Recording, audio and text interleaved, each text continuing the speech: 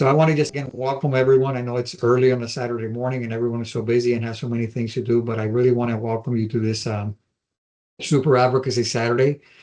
So thank you for being here and for making the commitment to learn, to engage and to advocate for Florida's children, for families and educators, something that maybe we do every day even without recognizing it, but that's something that we're going to talk about today and how we get a little bit more organized about it. I want to start by thanking FLAEYC, an organization that we all know, which is the Florida Association for the Education of Young Children. We know that they do great work to advance early learning in Florida and the quality of early learning. And they are the Florida affiliate for NAEYC, the National Association for the Education of Young Children. And they are the nation's leading organization dedicated to promoting high quality early learning experiences for young children. So both great organizations, and we couldn't have planned or we couldn't have held this event today without this great partnership that we have with FLAEYC. So today you're going to hear, as Pamela Malval said, from a number of Florida leaders who will share insights about the legislative process. I know it's all very confusing and there are a lot of moving parts, but hopefully we'll get some clarity today. We're going to talk about public policy and the critical role that advocacy plays in shaping the future of early childhood education in our state. We are able to change policy every year through a lot of conversations and a lot of information that we provide our legislators. And we, as we get united, we just are able to make much more progress and much quicker progress if we speak with one voice. But I know that advocacy is not a new concept for any of us. And just to put it in perspective, think about any time that you advocated for yourself, for a child, for a family member, a friend, or even a colleague. Maybe it was with a healthcare provider, a school, a government agency, or an insurance company. In those moments, you spoke up because you needed because something mattered to you. You wanted better outcomes. You wanted someone to listen, right? That is advocacy. That is exactly what we're going to talk about today and how to get organized about the way that we go about doing that. So what we're doing here today basically is building on those experiences, right? We're learning how to advocate more effectively, more strategically, really, really important, and more collectively together as a group. We're learning how to focus our efforts on the issues that matter most and how to speak with a stronger, more unified voice on behalf of children, families, educators, providers, and communities across Florida. So when I say we're going to try to focus our efforts and be very strategic, it's really important that we select as a group, as a collective, we select one or two or maybe three priority issues, because I know that we have so many things that we're worried about and so many things that we want to improve. But when we focus on just the critical few is when we're able to make real progress. Not to always discuss every single pain point that we have with a policymaker, but what are those things that are really important and where we think we're going to make progress. And I'll give you one example. We hear from time to time that all-day VPK would be great in Florida, right? And that's a great thing. Maybe we need to continue having those conversations, but we shouldn't probably select that as a priority right now because it's not going to happen. That will require about $400 million.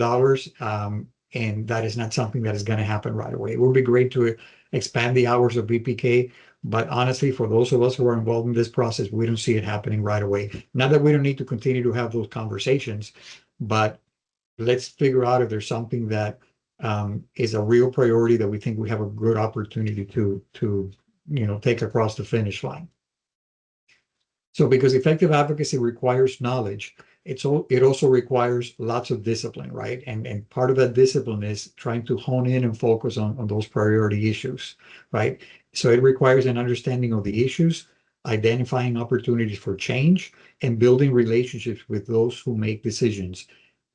And relationships are not built in a day. That's why I always encourage everyone, know your legislator, know your commissioner, know your senator, and have conversations with them. Visit them once in a while in their office and make sure they understand some of the issues. Their job, remember, we have a representative government, so they represent us, but they can't represent us if they don't know what our concerns are, what our priorities are. So those conversations are important, and they do want to hear from us because that's the reason they're doing this difficult job of being a an elected official and a policymaker. So it's important that you build those relationships and have those conversations often.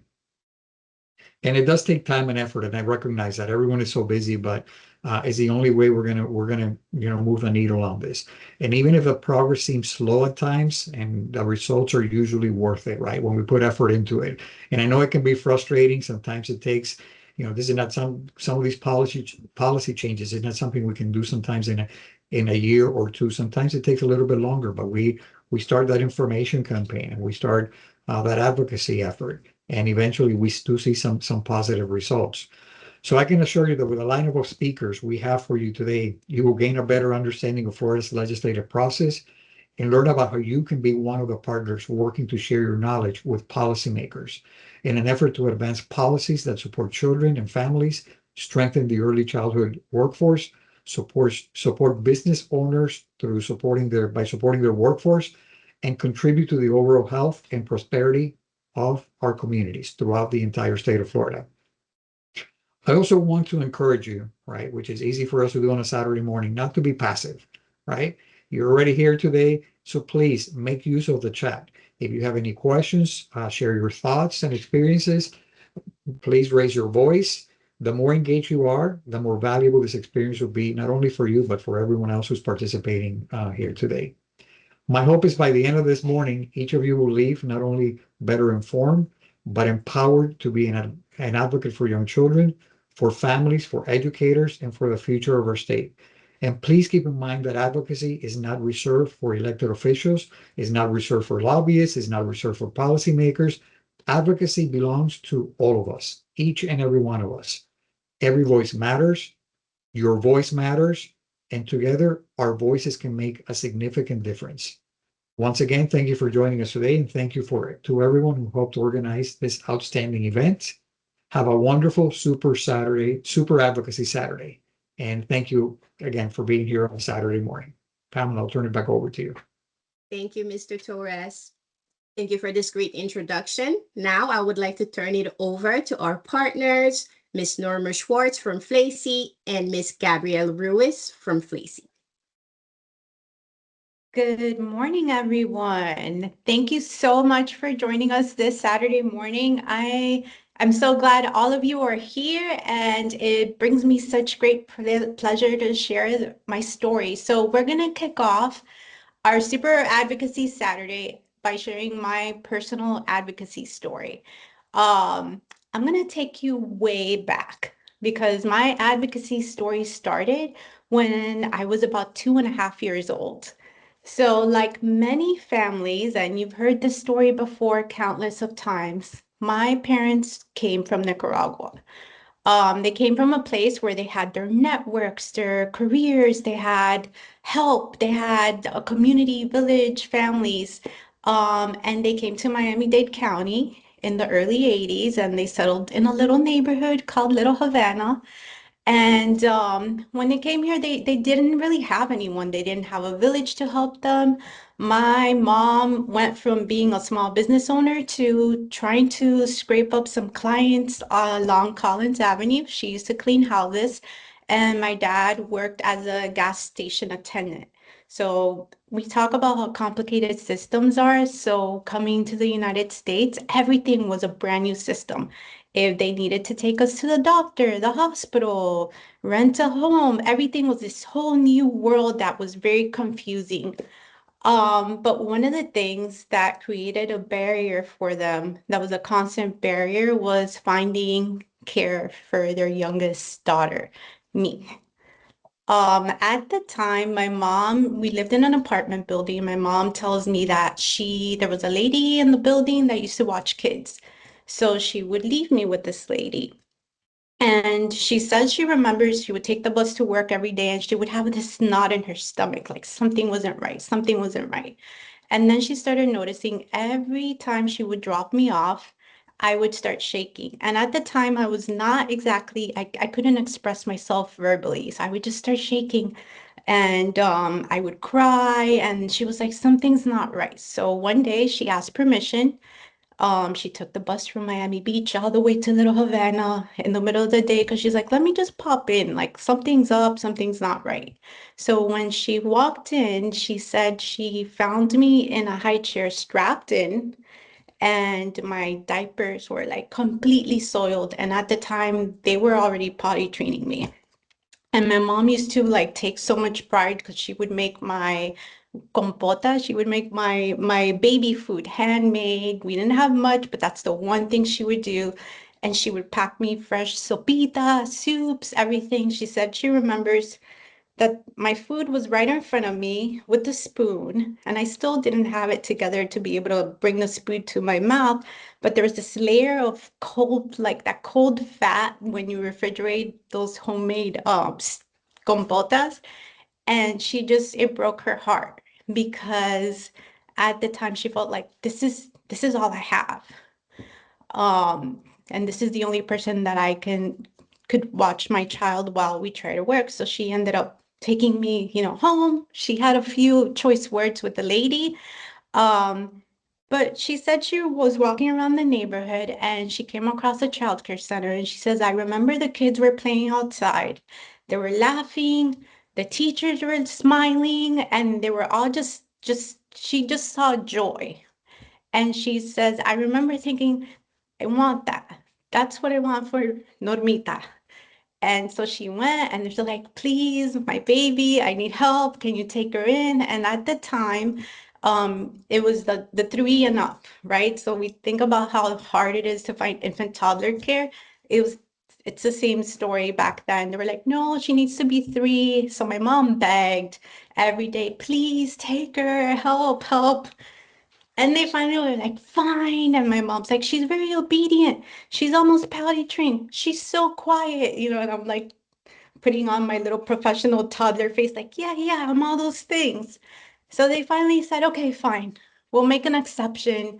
I don't want to snitch on them because they had to fudge some paperwork, but suddenly, once my mom got me into that care and my older brother would go there after school, she said everything shifted for our family. And no, they didn't, achieve the American dream overnight.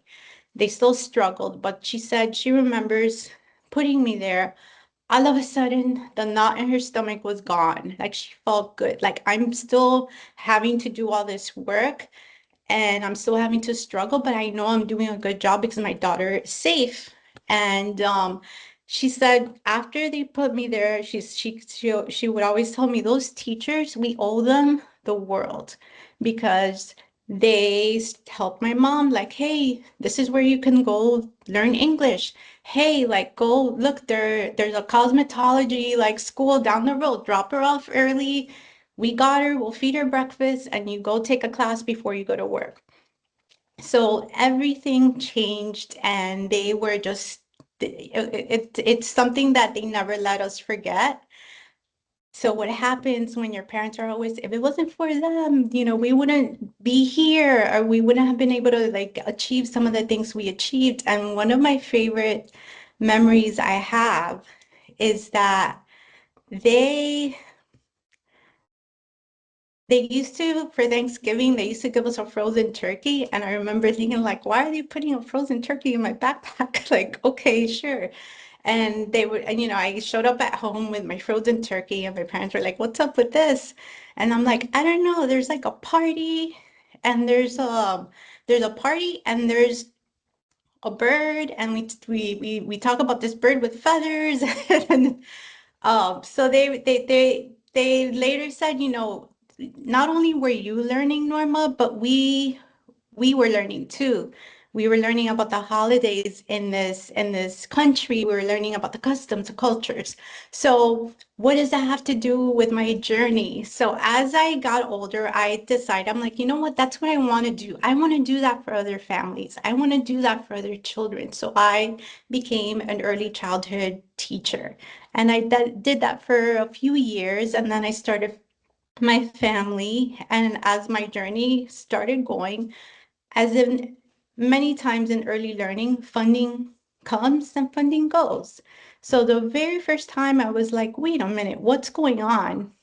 Like, I got to do something. I came at it from a lens of being like, I was hot. I was really upset. And I was just like, somebody needs to know about this. So I got on my little keyboard. I started going on social media and sending tweets. And then I started calling elected officials like, why are you doing this? And they were like, who are you? Like, where did you come from? Um, and I'm looking at things happening in early learning with the funding, with things, and I was just coming from it from a place of anger and frustration. And I honestly felt like this is my thing. This is where I get to defend the women that helped me and my family, and no one is going to mess with them. But then I heard about FLAEYC, and FLAEYC had a public policy forum and advocacy. And in the past, I was like, oh, FLAEYC is not for me. Like, it's not my thing. But you know what? Advocacy is my thing. So let me go check out what they have to offer. I went, and that is where I started to learn. That's where I started to learn that, yes, it may feel very good, and you may feel like you're doing something when you call somebody out, when you send a social media post, or you get online and you say one zingers, and you're like, yeah, I said it, and I said it to your face. Take that. Like, you know, you're hurting our thing, our the thing we value the most. But I started learning that, you know what, it may feel good and you may feel some sense of relief, but are we truly moving the needle? Did it truly create change? And one thing I learned is that part of being a good advocate is taking the time and investing in learning and educating ourselves and truly understanding the process, understanding everyone's role within our field, because just because we don't see that people are advocating or they're working on things doesn't mean it's happening. So it's crucial, especially in our field, to take time to learn. So I did a lot of learning. I had a lot of humbling experiences where I was told like, yeah, like go educate yourself, and then we can talk. Um, and so from that, I just started immersing myself, educating myself, thinking back, reflecting on my stories as an educator, as a student, as a mother in the community. And then things, you know, they go from there. I ended up getting to the point where there was an opportunity. There is they call them an open seat. So there's like elections, and in my community there was an opportunity where nobody was the sitting person, elected official. And I was like, you know what? I've learned a lot. I could do this. And I ended up taking a chance, and I ended up running for this office. And long story short, I did not win this election. I didn't go my way, but you know what I did? I gained a lot of experience. Emilio mentioned the importance of building relationships. I got very, very good at building those relationships. I met a lot of new people, and people that had never really thought about early learning. I was the one person that got to educate them on these issues. I honestly feel that it's a journey, it's ongoing. I want us to remember, and that's my biggest takeaway, my advocacy story, is that each and every one of our stories is the story. We are the experts of our stories, but also there's so much more value in listening and learning and understanding than there is in being the person that was like, yeah, I said it and I called them out on it and I said it to their face and I said this and I got views and clicks and likes. Um, and that might feel good temporarily, but the real work is quiet, it's consistent, and it's all about learning. And I thank you so much for letting me share my story, and I'm going to kick it off and send it to Gabrielle. All right, Norma, that was such a beautiful story. I seriously almost started tearing up when you started talking about when you were so young. So, hello everyone. My name is Gabrielle Ruiz, and I am the communications manager here at FLAEYC. And before I share my advocacy journey, I want to tell you something I didn't realize for a long time. When most people hear the word advocacy, they think about calling a legislator, attending a meeting, speaking with elected officials. And that's certainly advocacy, but when I look back on my journey, I realized advocacy showed up long before I ever sent an email to a legislator, or long before I even realized that I was advocating. So, as I reflected on my experiences, I identified 4 different forms of advocacy that shaped my journey, and that was advocacy through quality, through sharing of knowledge, through community, and then through public policy and conversations with elected officials. So all of that started just as a parent. My in-laws recommended a preschool at their church, and it was for my oldest daughter. She was going to attend VPK, and the school was called St. Paul Catholic Preschool. Everyone raved about this school, and when she went there, I immediately understood why. Had very warm, welcoming environment. It just felt right when I walked through the doors. And then when it was time for my second child to attend preschool, I thought, okay, well, surely there's another school that's a little bit closer to me, a little more convenient, that feels the same way that I can find for him to go to. So I started searching, and I searched, and I searched some more. But no matter where I looked, I couldn't find another school that gave me that same feeling when I walked through the doors. I couldn't find a school that, knelt down, looked the child in the eye, and greeted them every morning, or welcomed me with such, a big, warm environment. So my second child went to St. Paul's, and my third child went to St. Paul's. And over time, I became more involved. I attended parent meetings, I volunteered, I got to know the staff. And eventually, I loved the program so much that I ended up working there. So, looking back, this was my first experience with advocacy, and that was advocacy through quality. The school wasn't like on a stage talking about advocacy. They weren't lobbying with legislators or anything like that. They were just simply doing excellent work. The quality of their program spoke for itself. It attracted families, it built trust, it created advocates without even trying. So, because of the experience they provided, I became someone who couldn't stop talking about the value of the school. And that's truly is advocacy through quality. And that's something that you all probably do every day. So, working there inspired me to go back to school, even though I said I would never go back to school. And I went to pursue early childhood education. So, I had spent some years raising children. By the time I went back to school for early childhood education, I already had 3 kids. So I thought I knew a thing or two about child development. But when I started taking classes, I was honestly blown away. I thought, how didn't I know this? I was learning about brain development and language acquisition, and how children's earliest experiences shape their future learning. And I kept thinking that if I didn't know these things as a parent of 3 children already, there were probably lots of other parents who didn't know them either. So I started sharing what I was learning.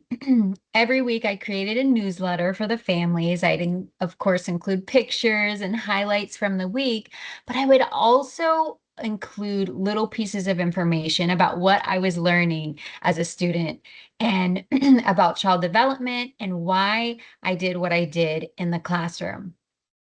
Because from the outside, early childhood education just looks like paint and toys and music and playing. And while it is all of those things, we know that it's so much more than that. I wanted families to understand that every activity had a purpose and that what looked like just simple play was actually building the foundation for future learning. So this is the second thing. It was advocacy through knowledge sharing. So advocacy isn't always convincing someone to support your cause. Sometimes it's just helping people understand the value of something they can't fully see. So the more families understood the purpose behind our work, the more they appreciated the importance of early childhood education. So while I was a student, I joined FLAEYC and I eventually became the student board member of FLAEYC. And as I became more involved, I found myself asking different questions. So how can I support not just families in my classroom, but early educators across the state? And that's what ultimately led me to social media. At first glance, social media may not seem like advocacy work. You're just doing a lot of fun things, you're doing dances and all of that. But for me, it became one of the most powerful forms of advocacy that I've experienced. Just like I wanted parents to understand the value of early education, I wanted educators to feel informed. I wanted them to feel supported and connected. I wanted to create content that helped people discover the free workshops that FLACY has, professional development opportunities, and then resources that can make their job easier.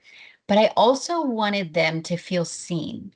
I wanted educators scrolling through their feeds to think, okay, that's exactly what I needed today, or that's me, or they're speaking to me, or I'm not just, I'm not the only one that feels this way.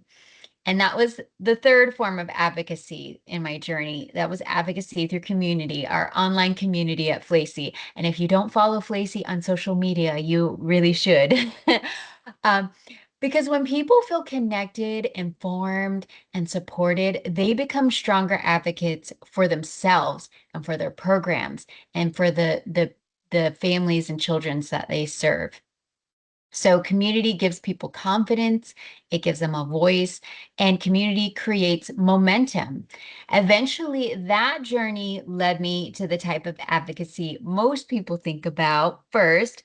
And I had the pleasure earlier this year of helping early childhood professionals contact their elected officials and share their own stories. So I have to tell you that it was just a really incredibly fulfilling experience to watch them just, come into their own, be able to write that email and then eventually have that meeting and sit down and speak with their representatives. Because I realized something that the people participating weren't just suddenly becoming advocates. They were already advocates. They have been advocating through quality, through knowledge sharing, through community. And now they were simply adding another tool to their advocacy toolbox. And that's really what today is about.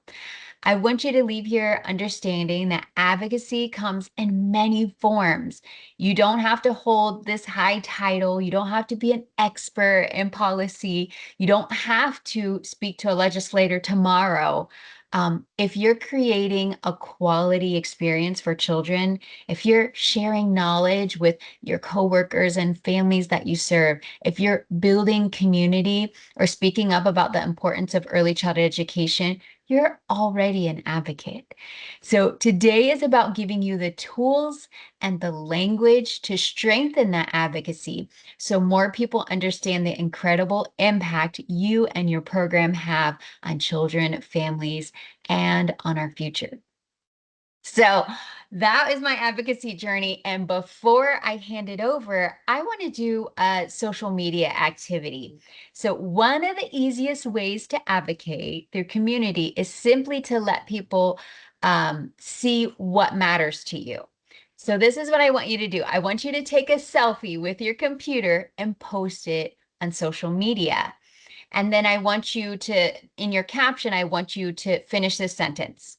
Advocacy begins with me because, or I'm attending Super Advocacy Saturday because, and I believe Angelica is going to put the prompts in the comments along with the hashtag Super Advocacy Saturday. So I want you to put whatever your response is, then add your hashtag Super Advocacy Saturday.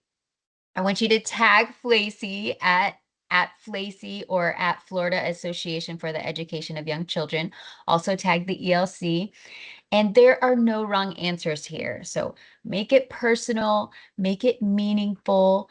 Your post might be the thing that inspires another educator or a parent or your community to join this work. So take a few minutes. All you do, and actually I'll do it with you, is you just take a selfie. I got my phone here. And take that picture and then post it on your favorite social media platform. And remember, advocacy begins with me because, or I'm attending Super Advocacy Saturday because, and there's no wrong answers here. All right. Well, thank you all so much for listening to my journey. I am going to give it over to Wendy Akipindi, that is our executive director at FLAEYC, and she's going to be talking about the legislative process. Thank you all so much. Thank you, Gabrielle and Norma. I'm really excited to be here. I get the wonderful pleasure of sharing a lot of information, and hopefully it will be in a fun and exciting way. So I'm going to share my screen.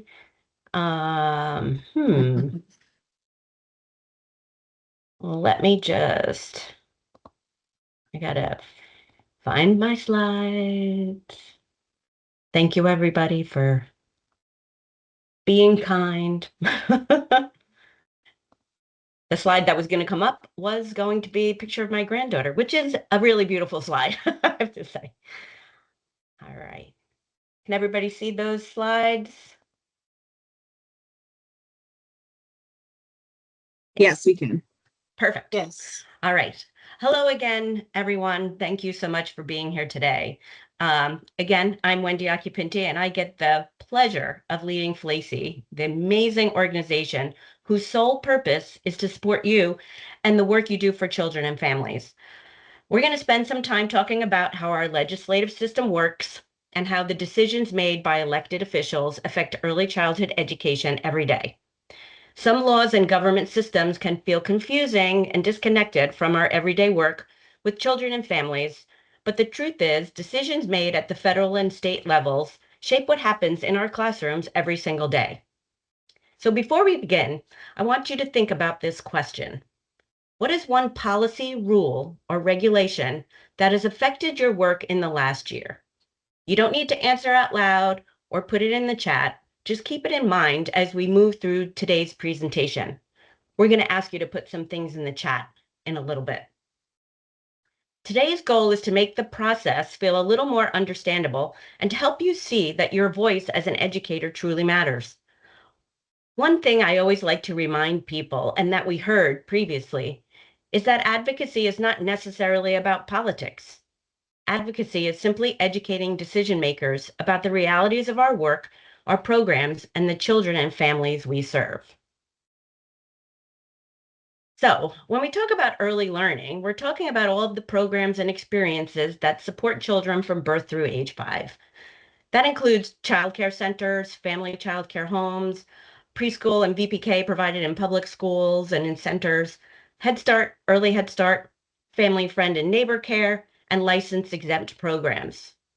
Family friend and neighbor care is worth including because it's commonly referenced in policy and funding conversations, especially when talking about access and subsidy decisions. Sometimes people think early learning only means preschool, but the system is much broader than that. So now's your time to enter something in the chat. So please enter in the chat the type of early learning program you work at or support in your position.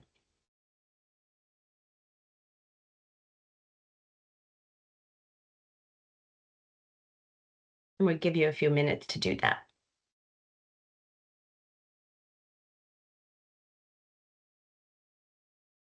Thank you for participating. One of the challenges in policymaking is that people often think of early learning as one system when it's actually many different things working together. For example, a child may spend time in family childcare as an infant, transition to a childcare center as a toddler, attend VPK at age 4, and then enter kindergarten. All of these settings are an important role in supporting children's development and preparing them for future success. The federal government helps create the big picture of early learning across the country. At the federal level, Congress creates and votes on laws, the president signs them, and the courts help make sure laws are applied fairly. The federal government also funds major programs that support children and families. Head Start for early learning for low-income families, CCDBG, which is the Child Care Development Block Grant, which helps subsidize child care costs, and also IDEA, which helps support children with disabilities.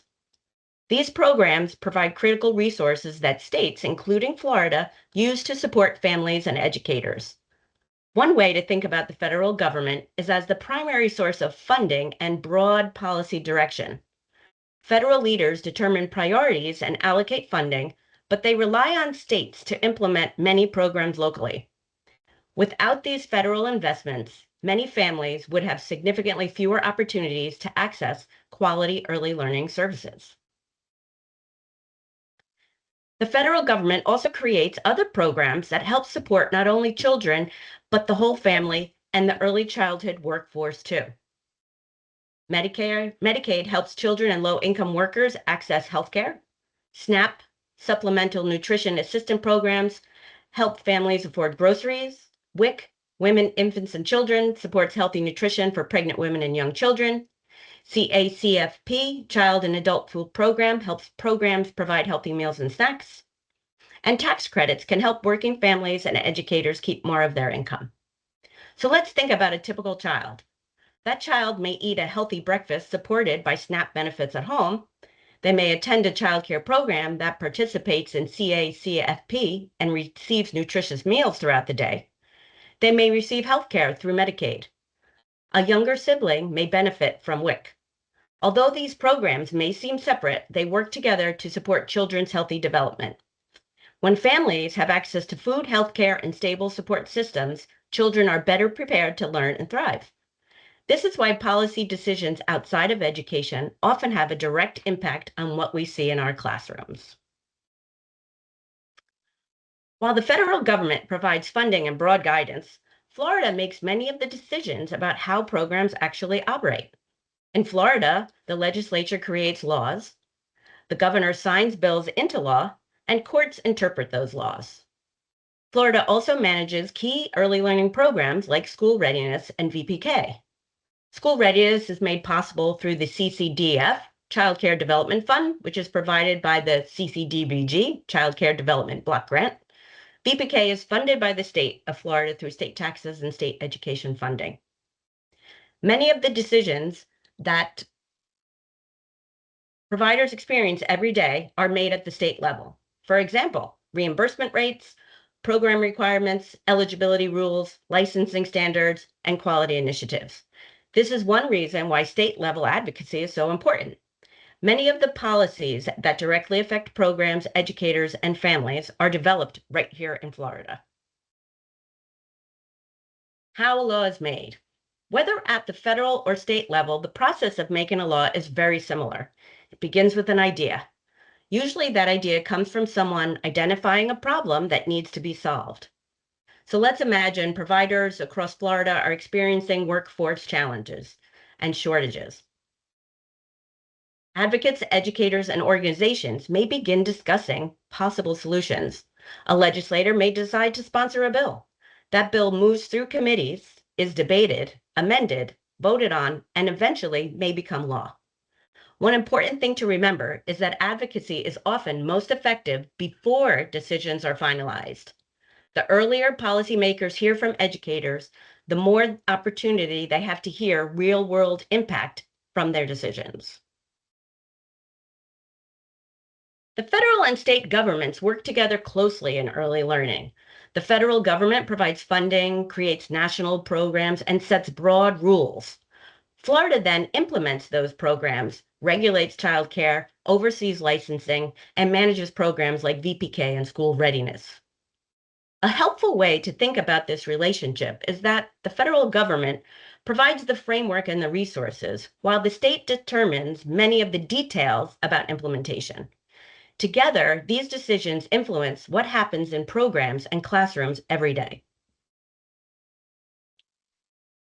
These are some of the biggest issues educators and advocates often speak up about. Funding, making sure programs have enough resources to operate effectively. Educator wages, ensuring early childhood professionals are compensated fairly. Family access, helping families overcome barriers to quality care. And program quality, making sure children receive the best possible early learning experiences. These conversations happen at both the state and federal level. Which topic resonates with you most? Please enter your response in the chat. And Camille, if you would read some of the responses in the chat while we're waiting, I would appreciate that. Sure. So from your first prompt, it looks like we have folks on from all across the field. I see VPK, Head Start, school readiness,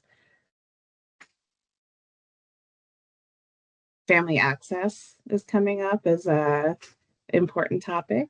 Educator wages. Educator wages, it's a big one. VPK, teacher wages, all of them.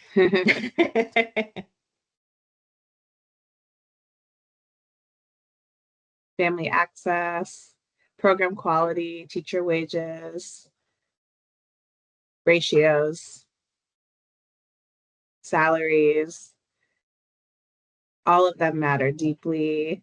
VPK, all of them. Affordability and quality, all of them. Thank you, Camille. Sure. So we've had several comments about wages, access, affordability, quality.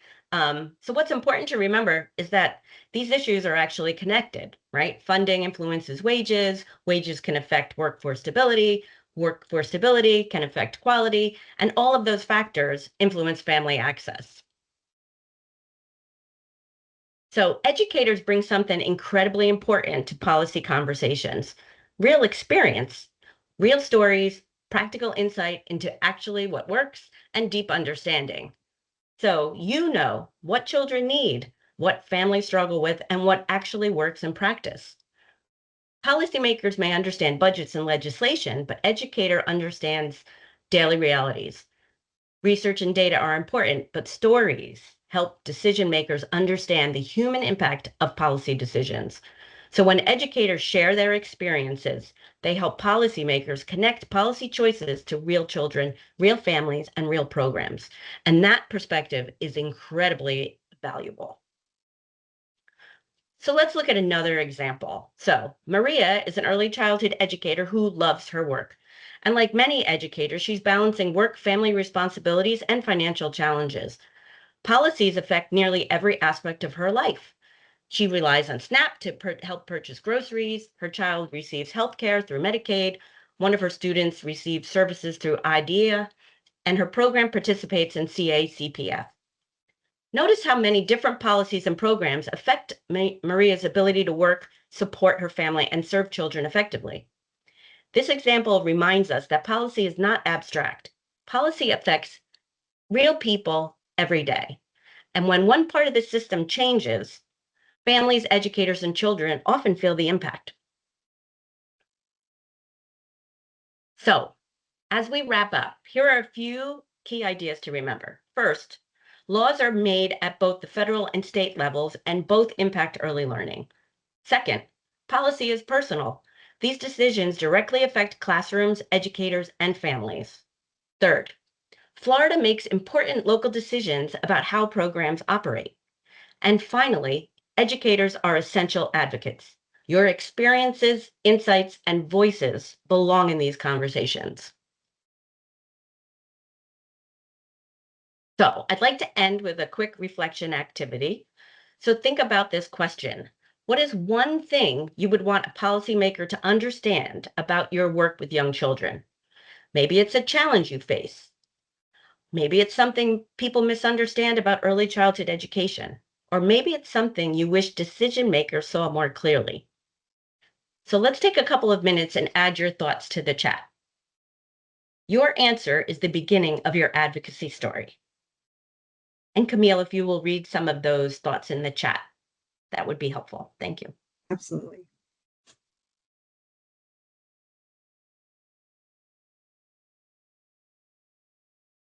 So I'm seeing the importance of the first 5 years.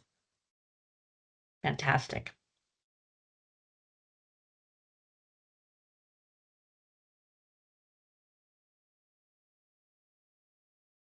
I'm seeing a real need to change the ratios. It's something that they wish policymakers would understand. Less children for each teacher in the classroom. The importance of high quality programs on brain development, that it supports the whole family.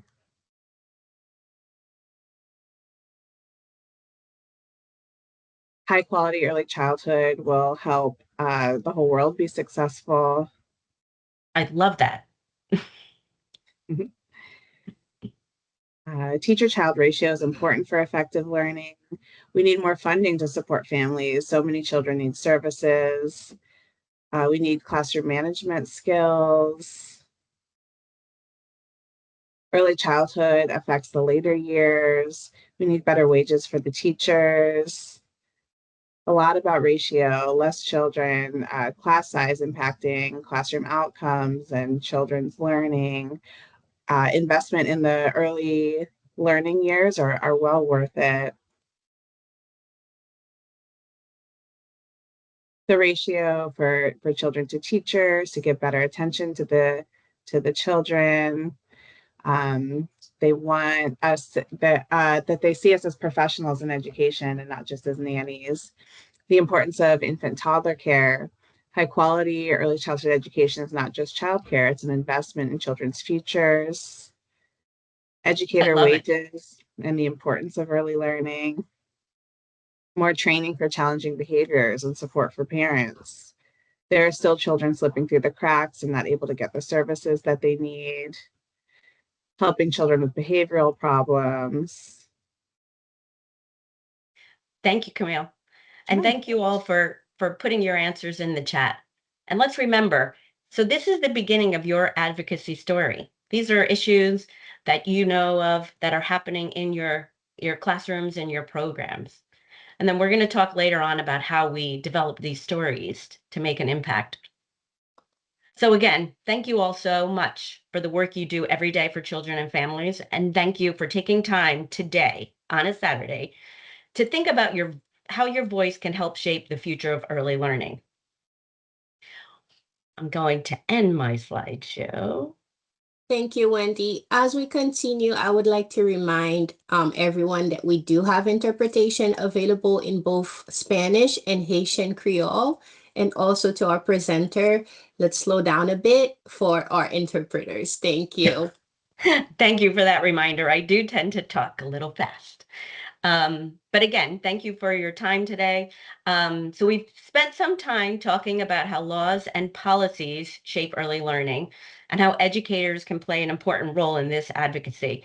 The next step is to understand how the agencies in Florida work and carry out some of these programs. So next up is Camille, FLAEYC's advocacy chair and president-elect, who is going to help us to take a closer look at DCF and related agencies. Please join me in welcoming Camille. Thank you, Wendy. Wendy, you're actually still sharing your screen. If you don't mind just stopping share. We're making great time this morning, and I wanted to just give everybody a few minutes to go back to that social media post. If you haven't gotten a chance to make it yet, I know it can take a few minutes to get into your social media, to take that picture, to get that posted. I just kind of peeked on LinkedIn and I saw there were a couple posts there under the hashtag. So, if you haven't gotten a chance to yet, take that selfie. If you already took the selfie, go ahead and make that post, whether it be to um, Instagram, Facebook, LinkedIn, wherever it might be. Go ahead and share it on there. One of the things that we're talking about today is really just this idea of spreading awareness, right? That letting the people in your life know about the importance of early childhood. For so many folks, early childhood, it's not something that they think about beyond from when their children are in school, right? For us, it's our lives. We live it every day. We see it all the time. We're always involved in it. We're always talking about it and thinking about it. But for a lot of people, they might only think about it for the few years that their kiddos are in school. And then it's just not something that's on their mind all the time. But from a policy perspective, awareness is so important. Voters and the things that they think are important is so important in what politicians and legislators pay attention to. So it's so important to, talk about the importance of this work in our lives and with people who aren't experiencing it every day. People listen to the people that are in their lives, but the people that love you, they'll see how important it is to you, and that'll help them know that it's important too. So if you were able to make a post on social media, can you put it in the chat? Just, yep, I did it. It'll be so fun to be able to go back and look at those and scroll through all those great posts. I pulled up LinkedIn and I saw Pamela made a post. I got my post up on LinkedIn. Let's see. Oh, I see somebody said on Facebook, they were able to post theirs to Facebook. And if you click that hashtag, that Super Advocacy Saturday hashtag, are you seeing other people's posts? That's so fun to be able to see. I was going over to Instagram, hoping to see some posts there also. And Pamela put her picture in the chat. So if you want to put your picture in the chat too and share with everybody, that can be a really fun way to share, within our chat here as well.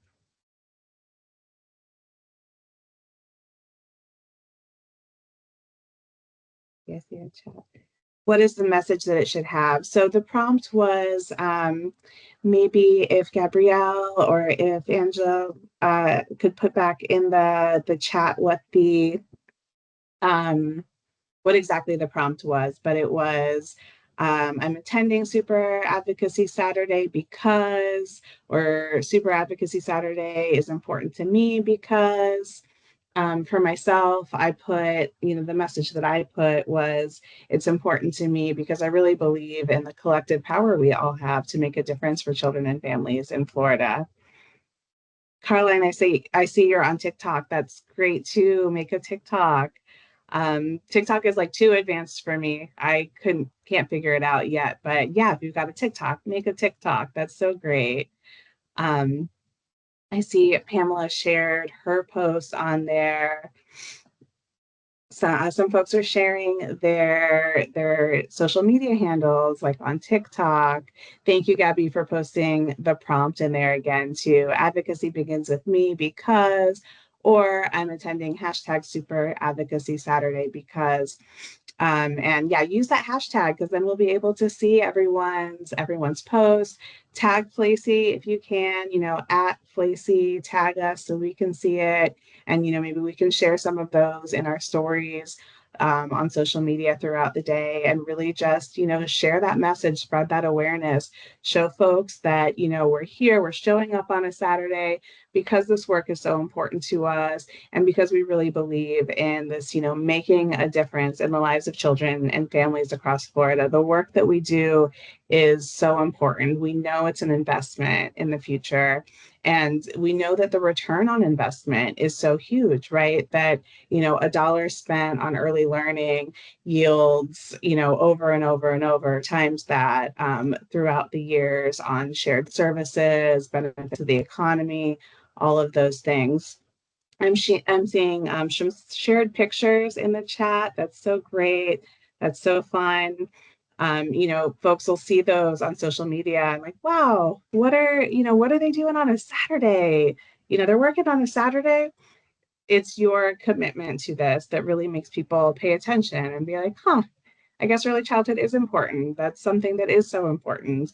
We all have our different areas of expertise, our different like things that we look at and know the importance of. So sharing with our social media feeds can really raise that awareness throughout.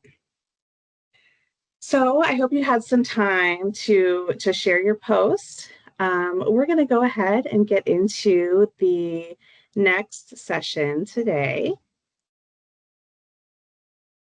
So Wendy talked to you about the kind of the differences, right, between the federal system and the state system. You know, there are some decisions that, you know, happen up at the federal level, and then that trickles down to the state. And there are some things that happen at the state level. But then on top of that, the state has its own systems. And we're going to talk a little bit about that too. Oh, I see a question. How can I share on Instagram?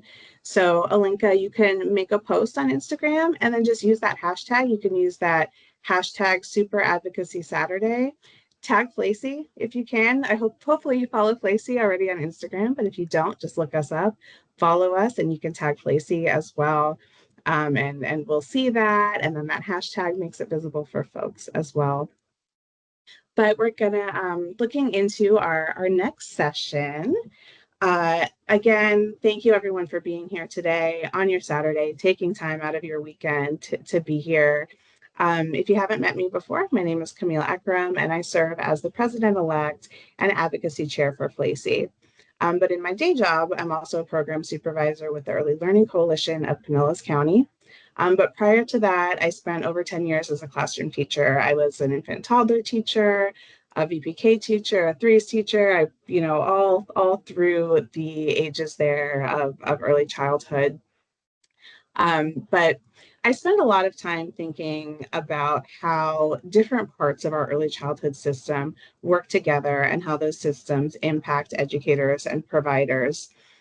I do tend to be a fast talker, so I'm remembering about the translation, so I'll slow down, but please, if I start talking too fast, just give me a little heads up and I'll slow it down.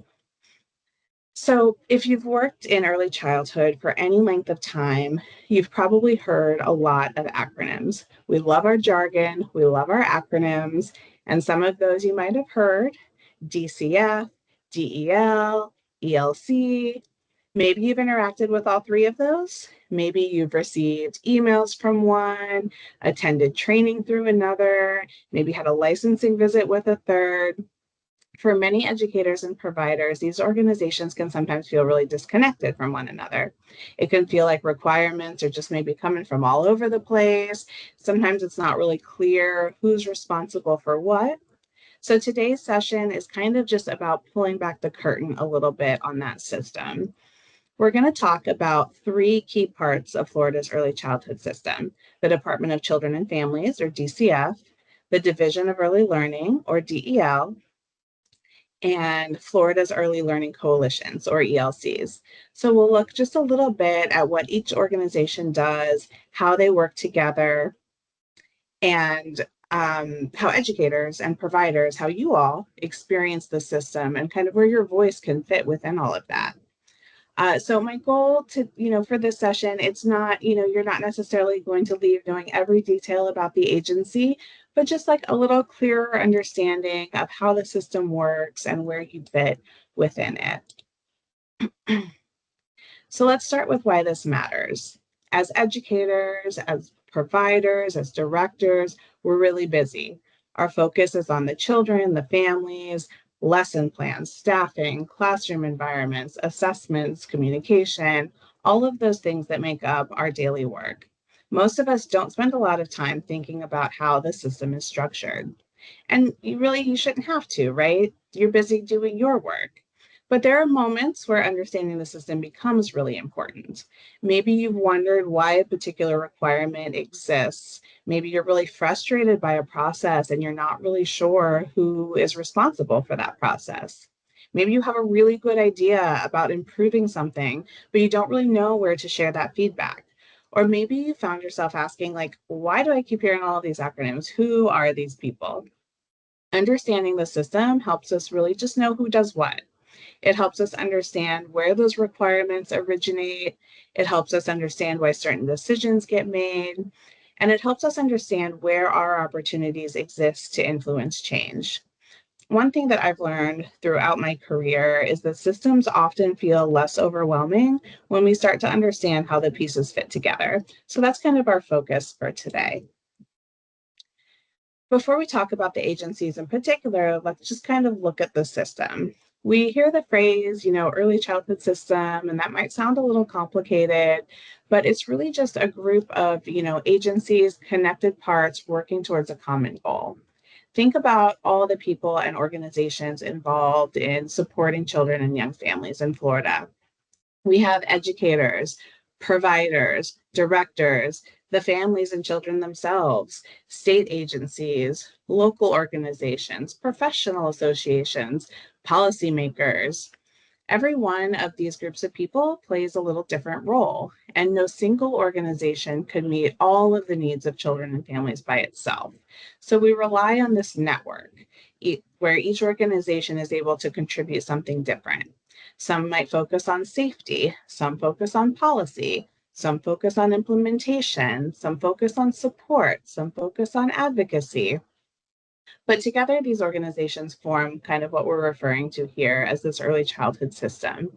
And as we move through the rest of the presentation, I want you to, think about these organizations not just as their separate entities, but how they're really connected as part of that larger system.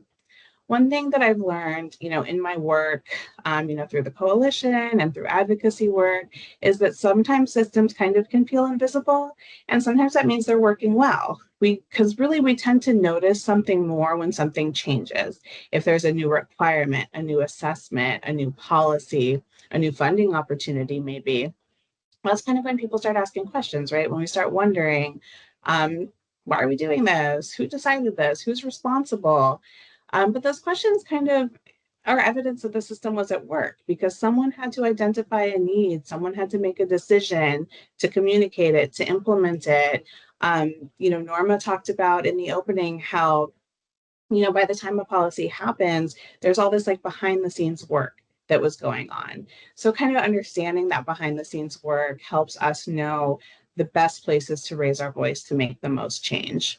So, paying attention to those layers can be really helpful in our advocacy work. So let's start with DCF. When I think about DCF's role in the early childhood system, I think about licensing, regulation, health and safety. So imagine that you wanted to open a childcare program tomorrow. Before children could be enrolled, there are certain requirements that have to be met, right? Your staff members would need a background screening. You'd have to make sure all the health and safety standards were followed. The physical environment has to meet licensing requirements. Emergency procedures need to be put in place. And those are the kinds of responsibilities that really fall under DCF's role. Many educators experience DCF through those licensing visits, inspections, health and safety requirements, the background screening, those training requirements. And sometimes licensing can feel a little intimidating, right? Because those interactions often happen when someone is reviewing compliance with the requirements. But if we kind of zoom out and we really take a look at the bigger picture and think about DCF's, role within the system, their role is really helping to ensure that children are cared for in safe environments. We might not really think that much about supervision requirements, emergency plans, playground safety, because they're kind of embedded into our everyday routines. They were thought about, the policies were created, and now they're part of our everyday routines. We have our systems in place to make sure that we transition all the kids from one place to another, that we, are cleaning the changing table between changing. All of those things are kind of part of our everyday practice, and they're in place, right? But those requirements exist because someone has to establish minimum standards for safety and monitor compliance with those standards. So, DCF, they're not focused on curriculum. They're not establishing VPK requirements. They're not administering your school readiness contracts. Their role is different. They're really helping to ensure that programs are operating safely and meeting those licensing standards. DCF really helps to answer the question, is the program operating safely and meeting licensing requirements? And that's DCF's place within that system. Next, let's talk about DEL, the Division of Early Learning. So DEL's role is pretty different from DCF's role. While DCF focuses on licensing and safety, DEL focuses on those statewide early learning programs, policies, and accountability.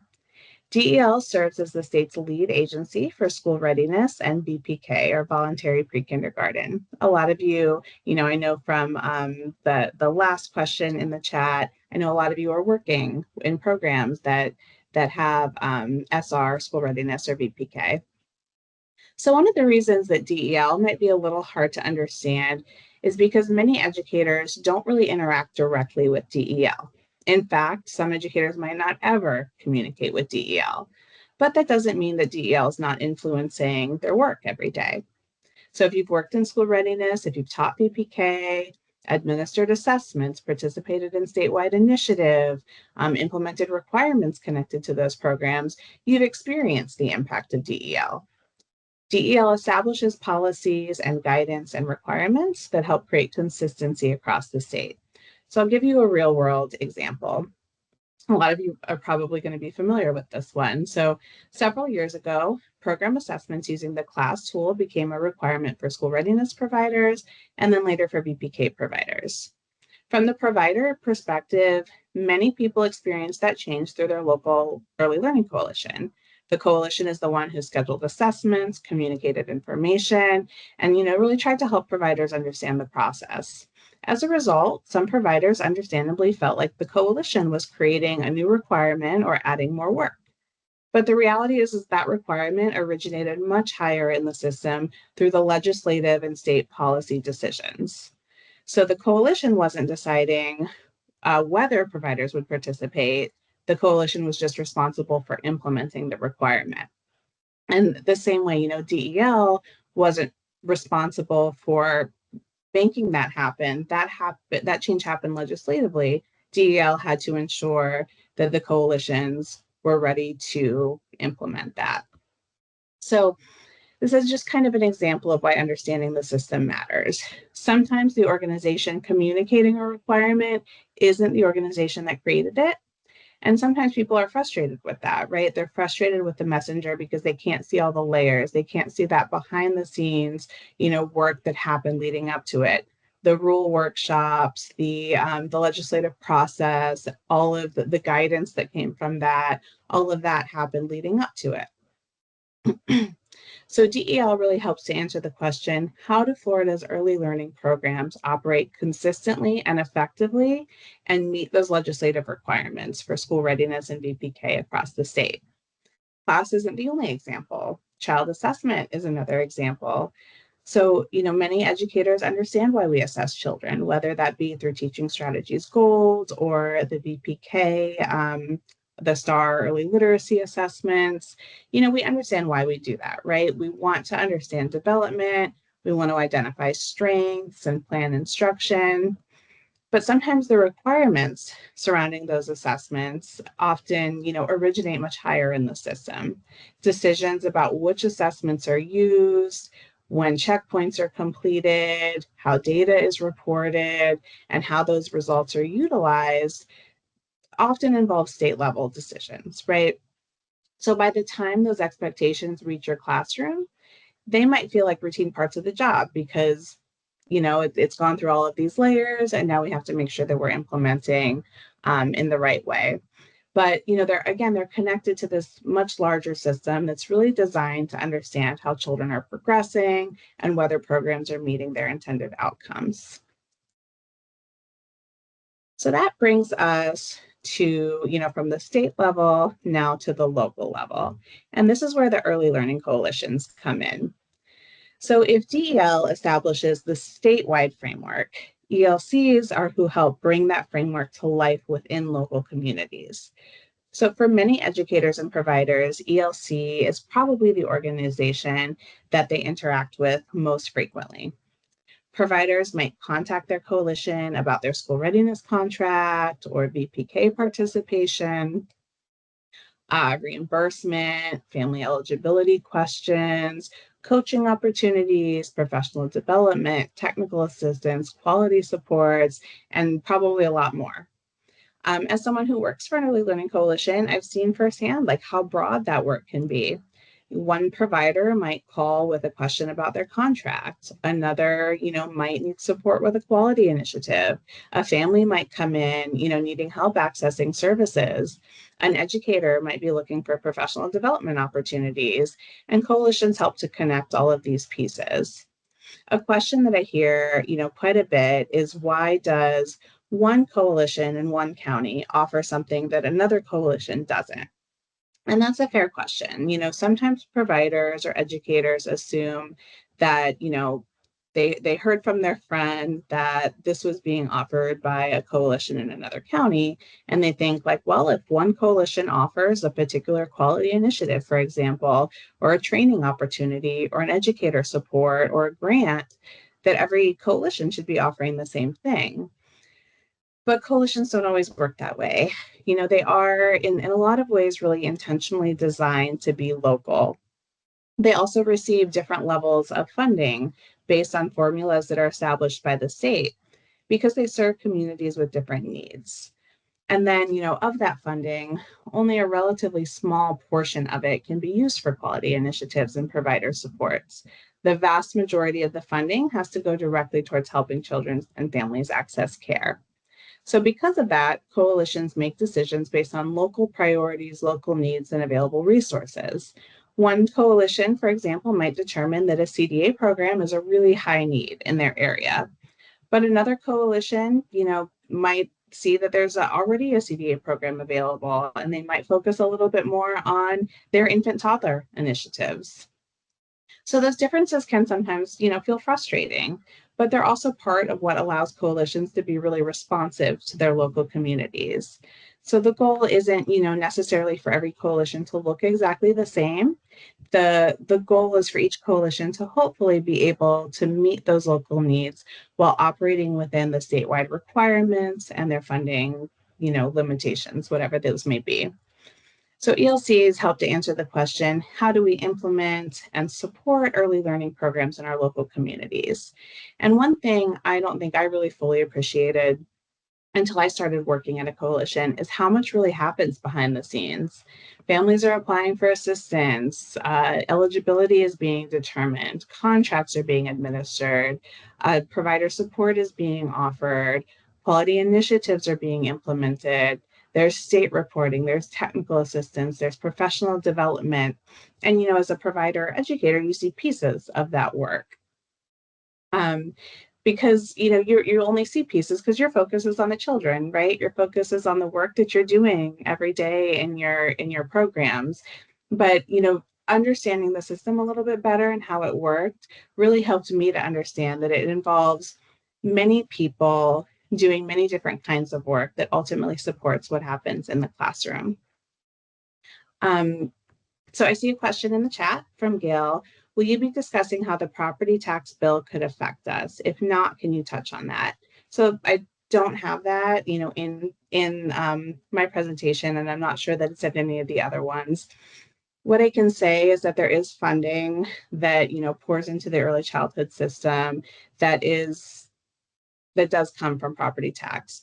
So there could be impacts on that. I think for a lot of us who are paying attention to that space, we are very much paying attention to that and kind of seeing how that develops. There's still a lot of questions around what that'll mean. There's still a lot of questions around what exactly those cuts will look like and what else might come along to replace that funding. So I'm sorry that I don't have a clearer answer. There are still a lot of unknowns, but what I can say is that, yes, the property tax bill could definitely impact early learning funding, but we don't know fully the exact impact that might have.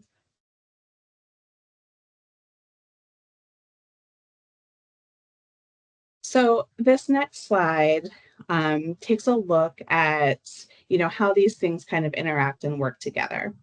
So let's imagine that a legislator hears a concern about kindergarten readiness. and the legislator takes action. So they write a bill and they pass it, and it passes.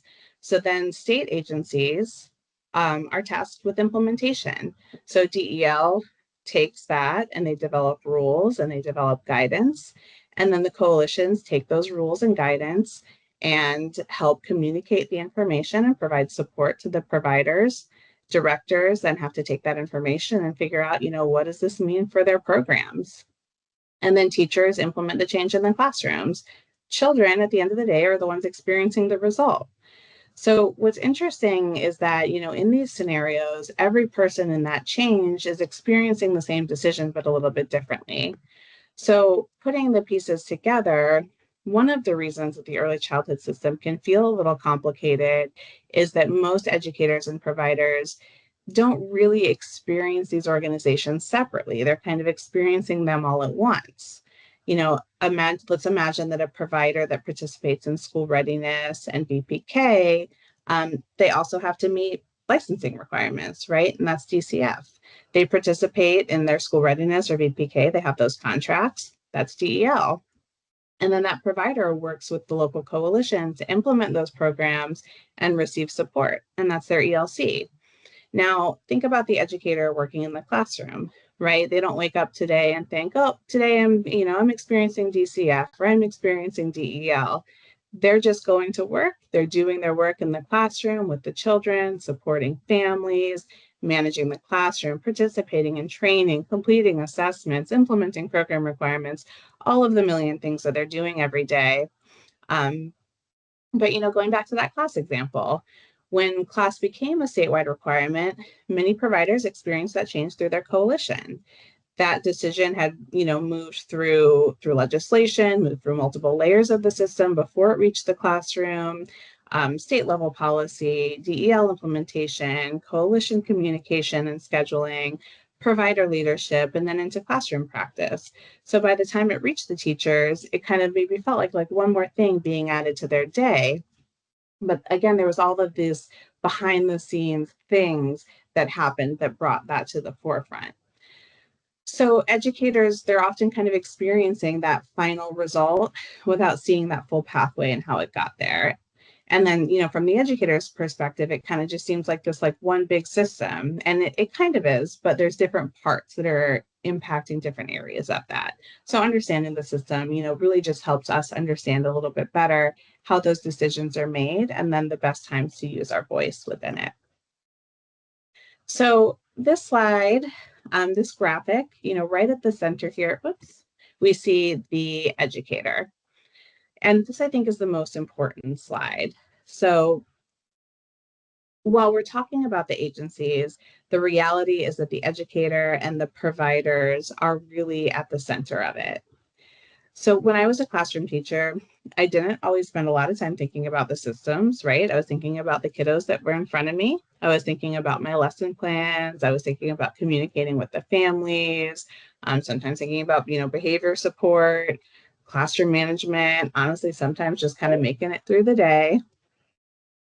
And I think that that's true. That's the reality for a lot of educators, right? We experience requirements and expectations, but we don't always see all of these systems behind them. So later in my career, when I moved into coaching, training, coalition work, and advocacy, I really started seeing more of those layers. And I started seeing how one decision could move through multiple layers before it ever reached a classroom. But systems don't stop at DCF, DEL, ELC. Every provider, so every school, has a system too, right? If a licensing requirement changes, somebody has to decide how that change gets implemented within the center. If a new policy is needed, someone has to write it. If a new challenge comes up, someone has to determine how to respond. And that's often the role of directors or program leaders. A director might receive information from an outside agency and then have to kind of work through a process about, to really determine what that means for their program. They might have to revise policies and update procedures, train staff and teachers on that, communicate those expectations, monitor implementation to make sure it's happening in their program. And in some cases, there's even more layers to that, right? If a school has an owner that's different from the director, if it's run by a board, if it's part of a school district or part of a bigger faith-based organization, decisions have to move through all of those layers as well before they reach the classroom. So, there's systems that exist even within our systems, right? The state system influences the provider systems, and provider systems influence classroom systems. And as educators, we experience all of those layers at the same time. So through my work with FLAEYC, I've also had, the really wonderful opportunity to hear from educators, providers, coalition staff, licensing staff, and state partners from all across Florida. And I think what's so fascinating is that everyone is looking at the same system, but from a different perspective. Teachers see classrooms, directors see their programs, coalitions see, implementation across their counties, state agencies see those big policies, and then advocacy organizations can kind of help see those patterns across the state. And, none of those perspectives are wrong or more right than the others. They're just kind of different views of the same system. And sometimes all of those different pieces can kind of make people feel like they're a little powerless within them. But I really think that the opposite is true, because all of these systems are made up of people. Every policy is written by people. Every procedure is developed by people. Every requirement is implemented by people. And every improvement really just starts with people noticing something and deciding to make it better. And that's kind of why educators are the center of this graphic, because they are the people who interact most directly with the children.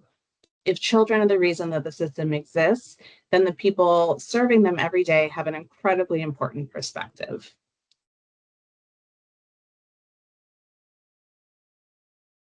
So when people hear the word advocacy, a lot of times they think about legislators and policy meetings or trips to Tallahassee, and all of those things are part of advocacy, but advocacy also happens every day. It happens when educators share what's working. It happens when providers explain the barriers that they're experiencing. It happens when directors identify policies that need improvement. And it happens when people just ask questions and provide feedback. So one of the reasons that the educator voice matters so much is because educators are often the first people to recognize when something's not working as intended. Maybe a policy makes perfect sense on paper, but creates challenges in practice. Maybe a process is just more burdensome than anyone anticipated. Maybe a support is really effective and it, deserves expansion. So the people designing those systems, they don't always have the firsthand access to that information. They rely on the people closest to the work for the feedback. Advocacy isn't always about changing a law. Sometimes it's about helping the system understand what implementation actually looks like. And educators can see how those systems operate in practice. And that's really why educator voice matters so much. So, I'd really love to begin our panel discussion and invite our panelists to come on camera and join me.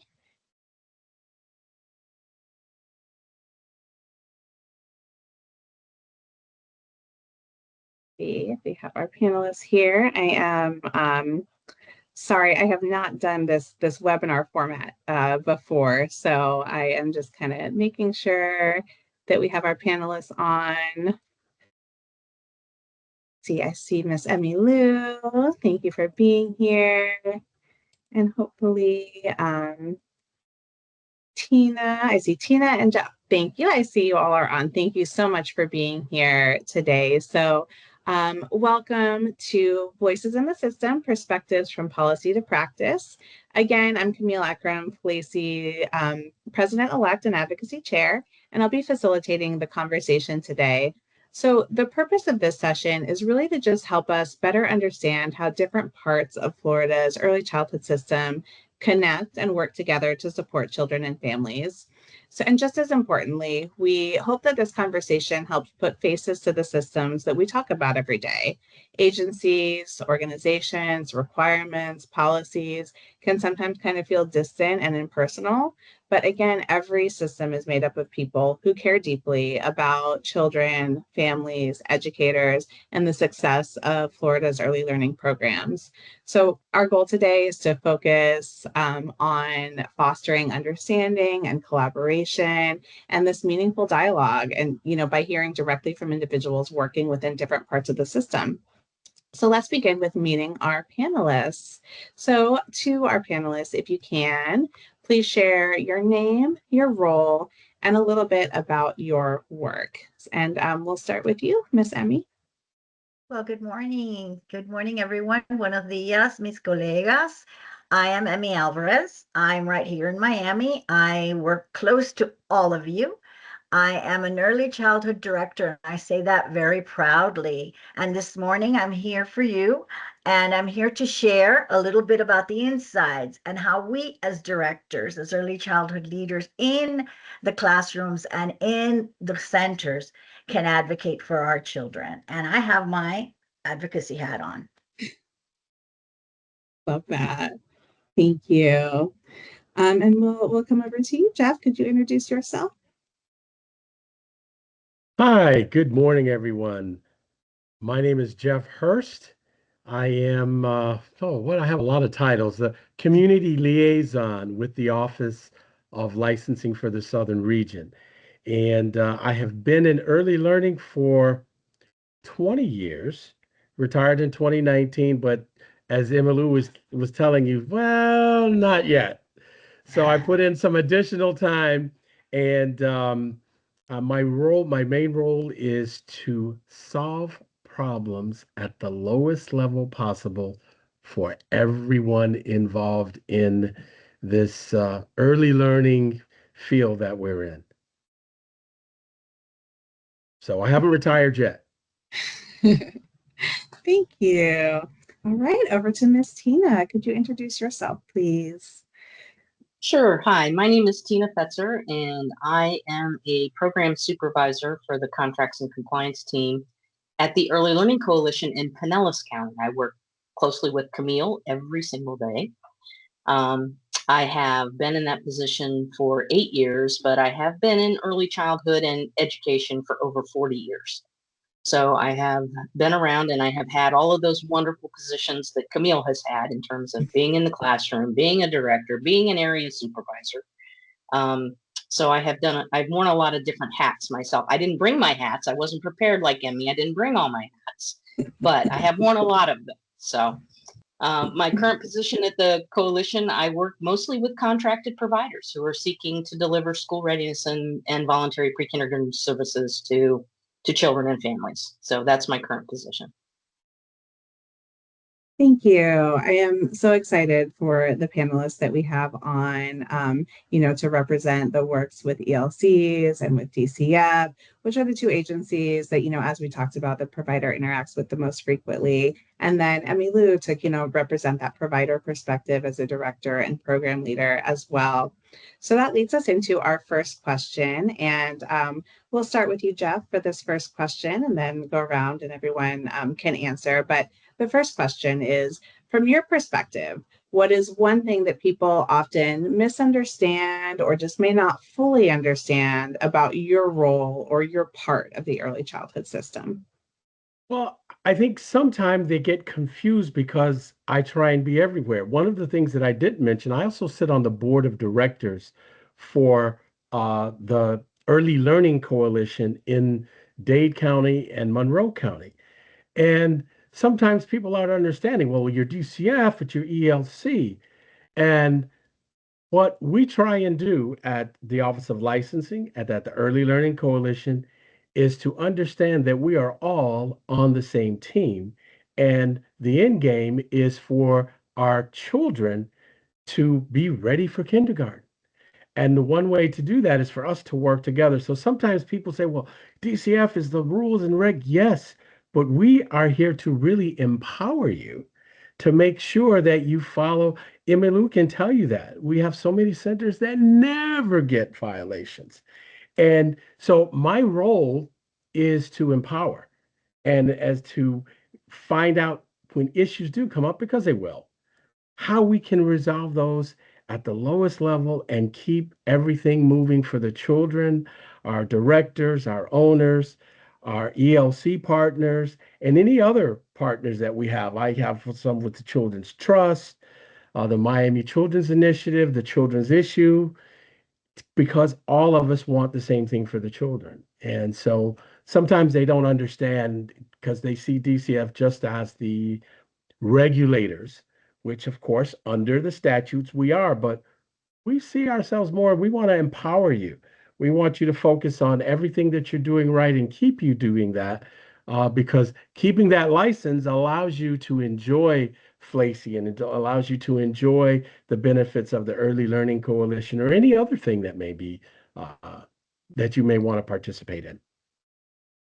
So Jeff, would you say that maybe sometimes a misconception is that, if DCF or licensing is there, doing a center inspection, they're maybe there to get you for something?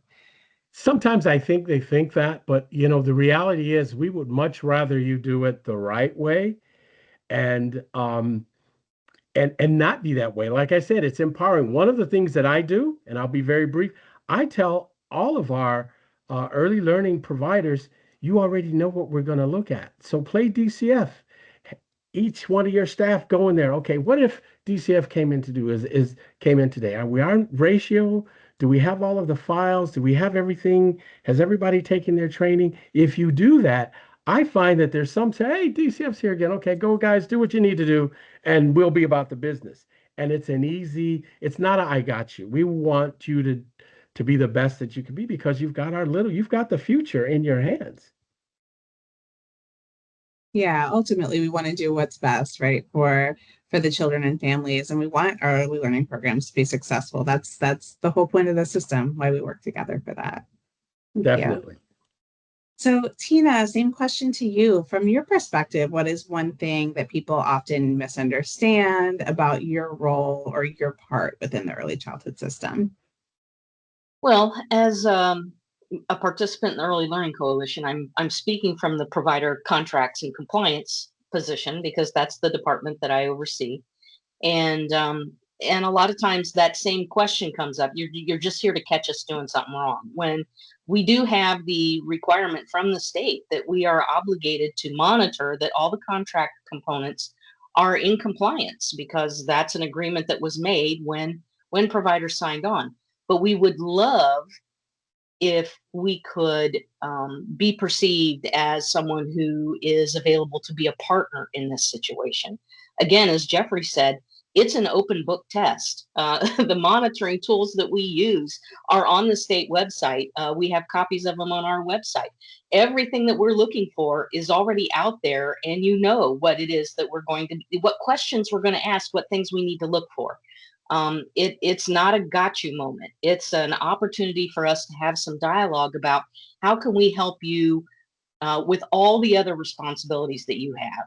How can we help you to feel more prepared for us to when we get here, and how can we help you to feel more organized or put together in order to meet the requirements that are on those monitoring tools. And I would really love for providers to understand that we would much rather have them call us and ask us a million questions than to take a stab at it and then us have to deliver a non-compliance for something.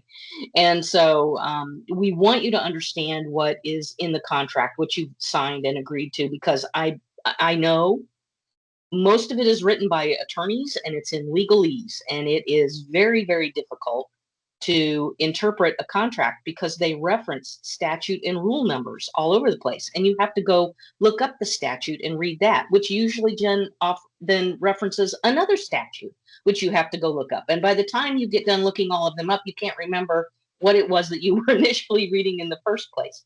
So it is complicated, and we really want the opportunity to, have a conversation with you about what do all of these numbers mean, and how can you interpret those, and how can you keep those important things at the front, the things that you really need to be aware of. And just know that there are things in that contract that are there to also protect the provider.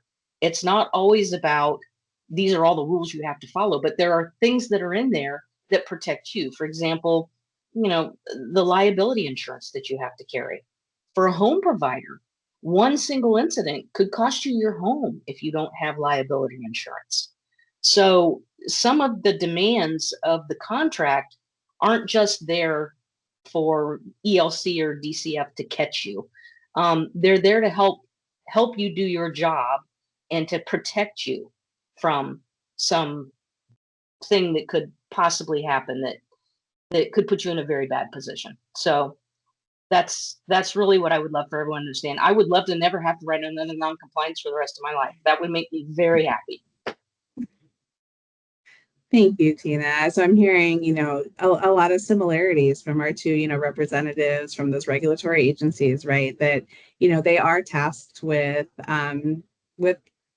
looking at those things, with making sure that those policies and procedures and rules and regulations are being followed, but that they want to partner with you to help make sure that you're successful so that you're best able to meet the needs of the children and families in your program. And that brings us to Emmy Lou. Same question to you. From your perspective, what is one thing that people often misunderstand about your role in the early childhood system? I think that a lot of people, first and foremost, I have to tell you that my center, I feel, is a little bit of an amazing center because it's been there for 42 years, but I have 52 staff and over 200 families. So we're quite a large center. So we're very proud of that. We're also an NAEYC accredited center. So one of the biggest misconceptions I have, I feel, is that our work is mostly administrative, that my work is mostly administrative, paperwork, scheduling, licensing, but I think Yvonne said it, as open book is easy because when DCF comes, if we followed all those things, it isn't in the open book, there's no problem with that. That's welcome. That's a welcome meeting. That's a, hey, how are you? Let's go. Come on in. Let's do it. Let's get it over. So definitely one of the biggest, I want to express to everyone that we have a tough job. It's not easy. We're educational leaders. We guide curriculum. We coach teachers. We support child development. We ensure that our classrooms are developmentally appropriate. I have to follow NAEYC guidelines. I always tell my parents, I'm very proud of our NAEYC guidelines because if we're doing that, we know that we are complying with DCF.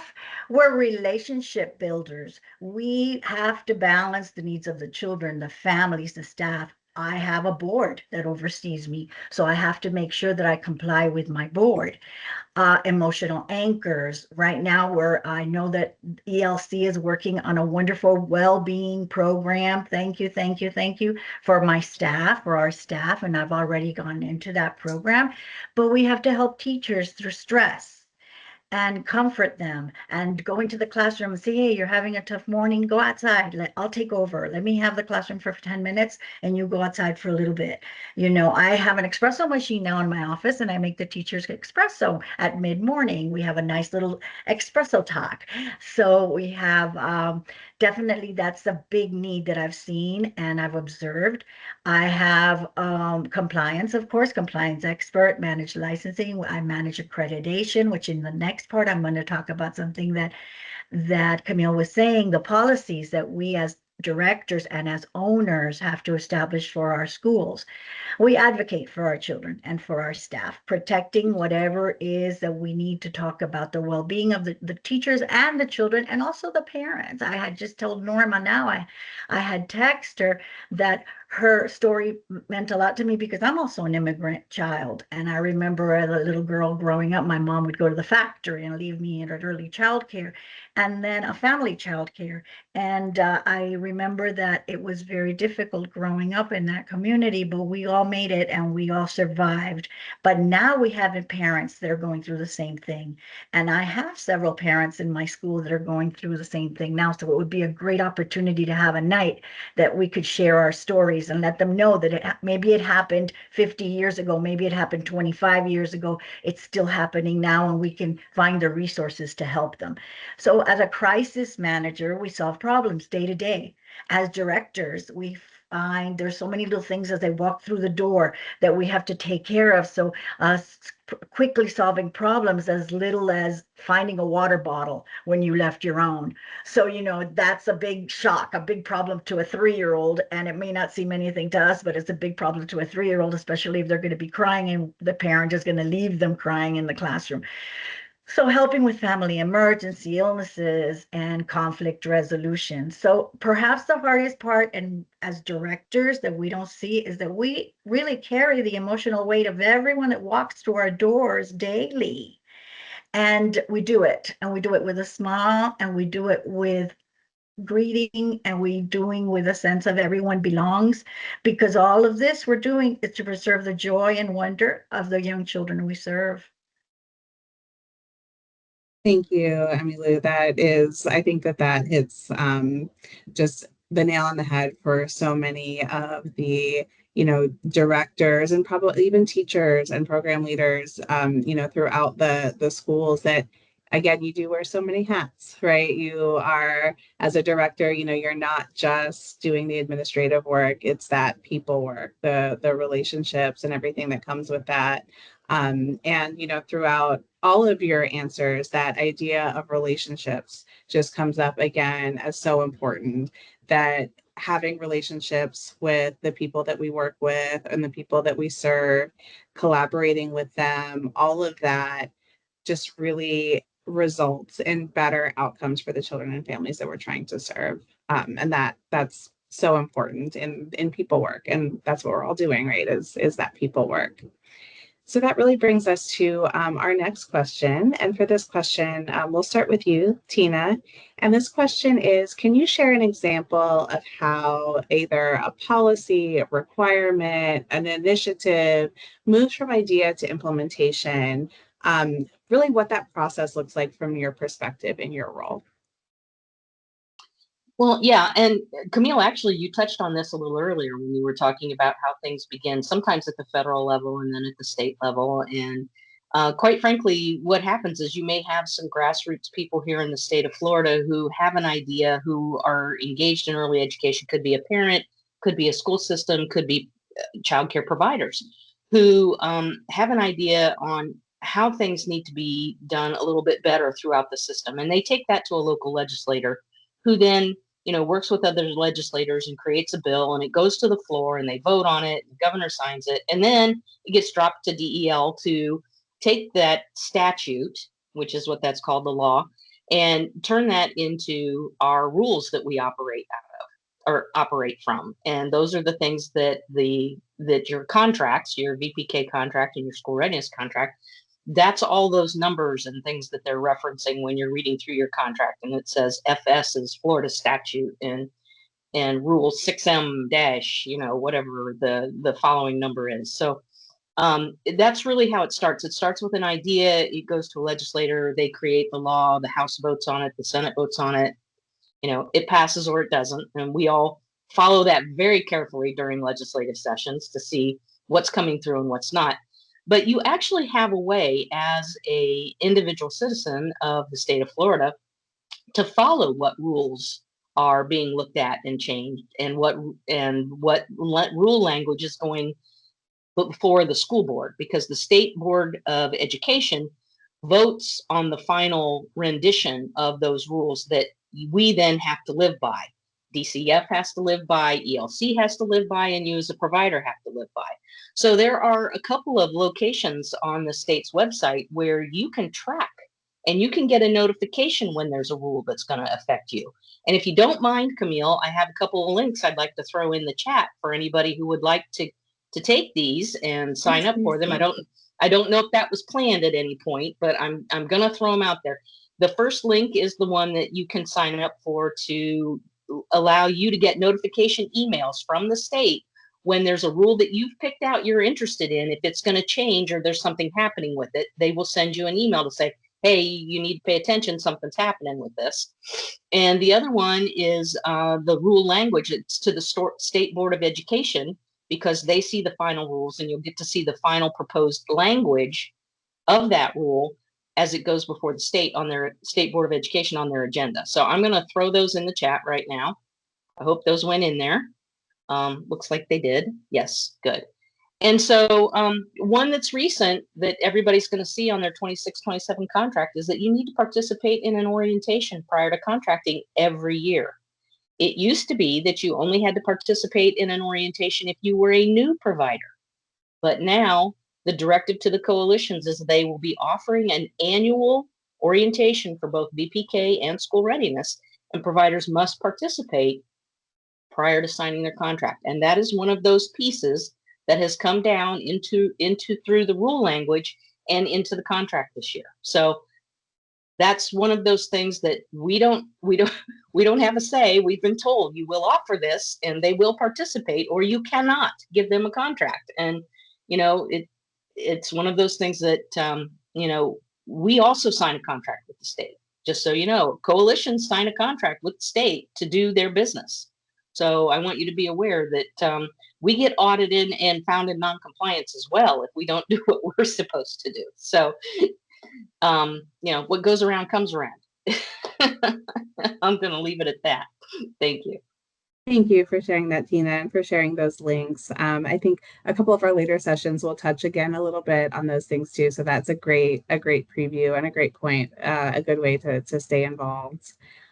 So Emmy, same question to you. Can you share an example of how a policy, a requirement, or an initiative moves from idea to implementation and what that process looks like in your programs? Yes. And as I said, I'm going to take it in a different direction because this usually happens with a real problem that's observed in your program. Of course, through advocacy, research, collaboration, and persistence, we help to operationalize a policy into effectiveness in the legislature. But we're going to take an example of something very personal that happened to me in the last 9 weeks of the school year. I'm getting ready for my accreditation, my renewal, my NAEYC renewal. So we had to finish our application process. And in doing the application process, one of the things that we had to do was look at our discipline policy, which is no longer called a discipline policy. It's called a guidance policy. We have to remember that we are going to be redirecting ourselves to guidance policy. So when I noticed that we had to renew our behavior and guidance policy, we had to evaluate it through the lens of developmentally appropriate practice. And what are the needs that the children had that were occurring in the classroom? The initial question that emerged was, is my policy taking a DAP approach to child guidance into consideration? And is the existing guidance policy that I have at the Creative Learning Center have all the NAEYC learning standards of recognition and evaluation, because we have to be ready for accreditation? So definitely it was something that we had to be ready for. So I had to take it in more or less in the process of what we've been talking about. First, we began with observation and evidence gathering. So I went into the classrooms, I did my observations, I walked around, I checked the classroom environments. Are the areas well defined? Are there space to move freely? Do the children feel happy?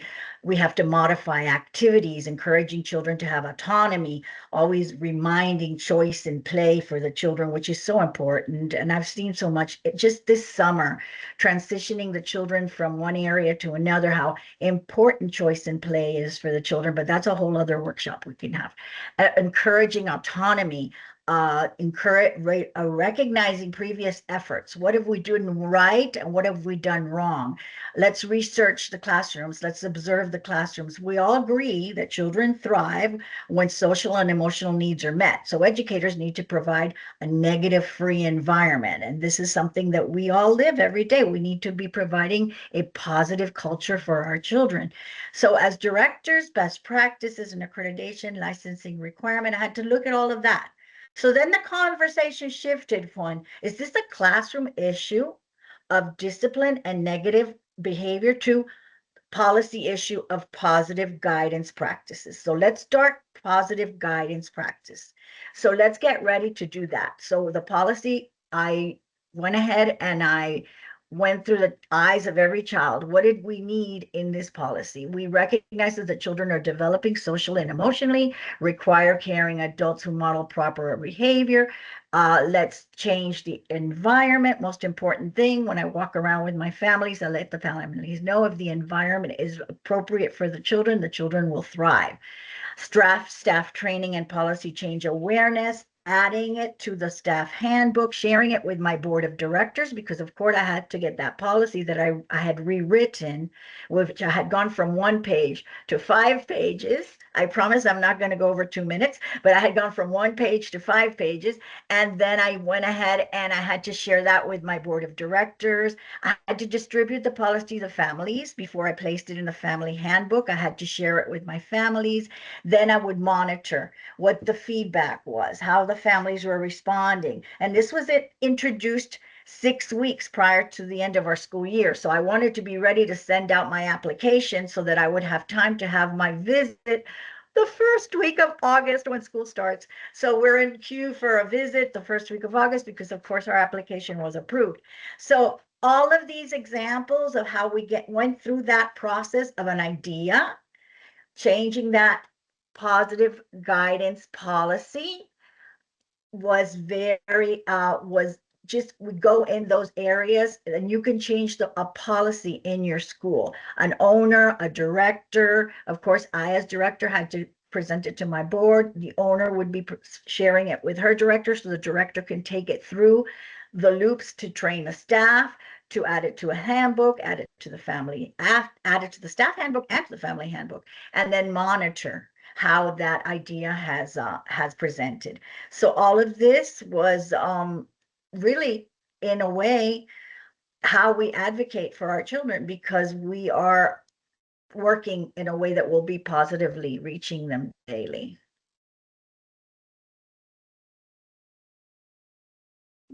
Thank you so much for sharing that. That really was so informative and really just does a great job demonstrating how, a decision, a policy change that might affect the teacher in the classroom, isn't necessarily just like something like you just like woke up and thought like, you know what, I'm going to change this.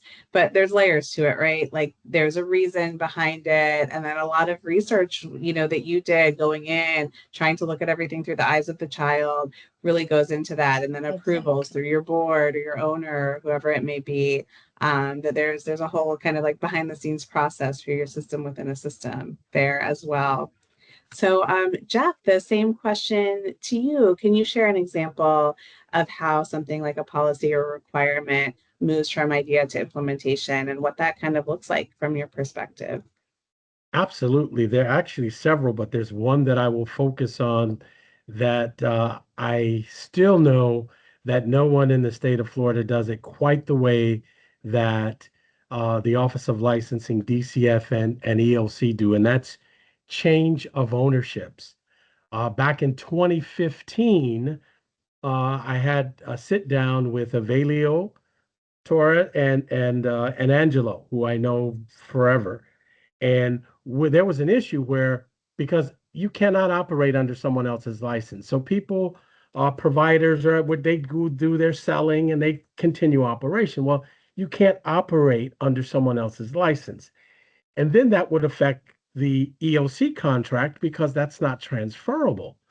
So you can't operate under someone else's contract either. And then unfortunately, I was put in the place of having to go in on a Friday at 4 o'clock and issue a cease and desist.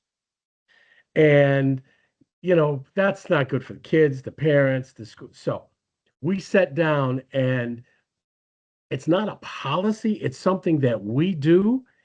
And I will tell you how it started and what we do now. So what we do is now I am part of the onboarding process that ELC has for its people that have just gotten new contracts or renewed their contracts. I explain that, if there's a change of ownership, there are different kinds of change of ownership, but make sure you reach out to everybody. So if they reach out to ELC, ELC will tell me. If they reach out to me and they have a contract, I'll tell ELC. So we work together. So where we are now with that and how we've developed that is that we have every Thursday on Teams. We used to do it in person before COVID. On Teams, we have what's called a change of ownership meeting.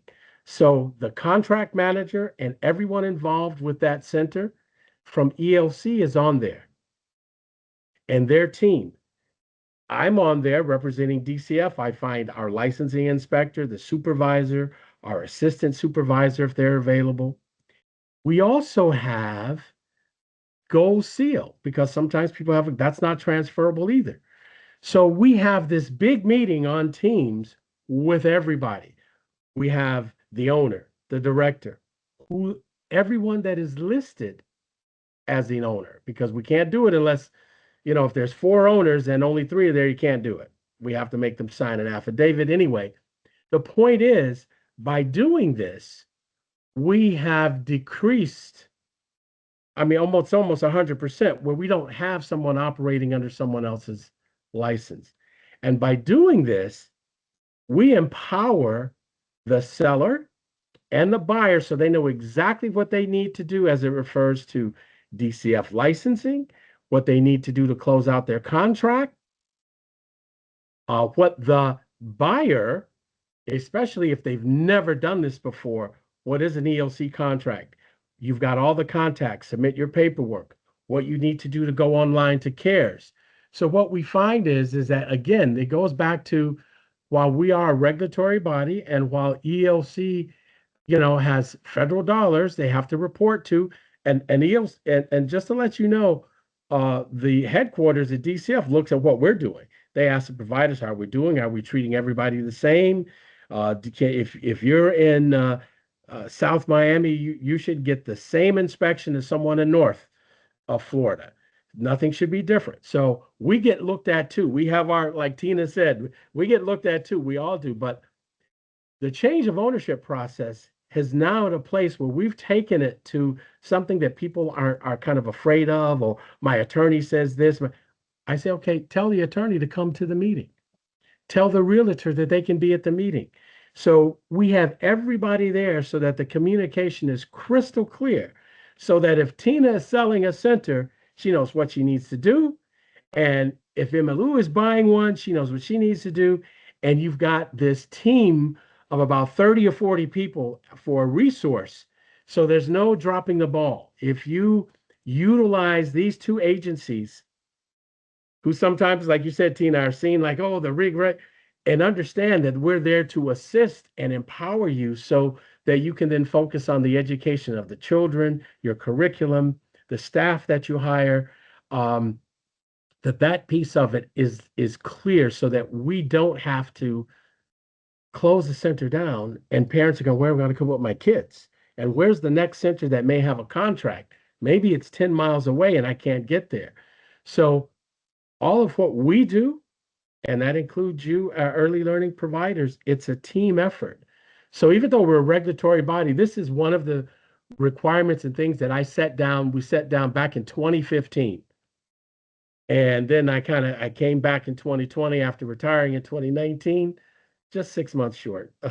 And now it's at a place where everything is on Teams. We have all the questions get answered, all the forms go back and forth. There's no reason for anybody not to be successful in selling or buying a center that has a contract with the Early Learning Coalition, and you are able to follow all the steps and be about the business of educating our future. So that's the big thing that I think that I like to, the way we handle change of ownership. I know no one in the state of Florida, and I'm just bragging, handles it the way that ELC, DCF, and Gold Seal do to ensure that we don't have to close a center because of some, it's a legality piece or who's the owner. Everybody knows their role. Sometimes they even stay longer. They make an arrangement. The director will stay until the other person but all those questions are answered. So we took something that is not necessarily a rule, Camille, but it's how we work because we have so many centers that we were closing. We got to stop this because so how do we do this? So we now have, as a matter of fact, when ELC has issues, they only email one person, me, and I have 3 people. That way we keep all the emails out and we resolve anything that comes up at the lowest level. We involve all of our providers, our early learning educators, because at the end of the day, we're all on the same page, and that's educating our youth. So teamwork, but that's, to me, that's the biggest that I've been able to work on in collaboration with the Early Learning Coalition and Gold Seal.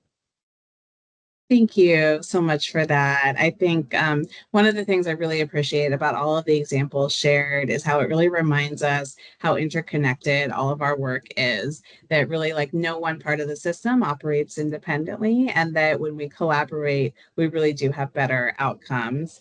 We've had some wonderful conversations and we are about out of time, but I just, before we close it up, I would just love if each panelist could share just one sentence, just one thing, one message that they hope our participants take away from today's conversation.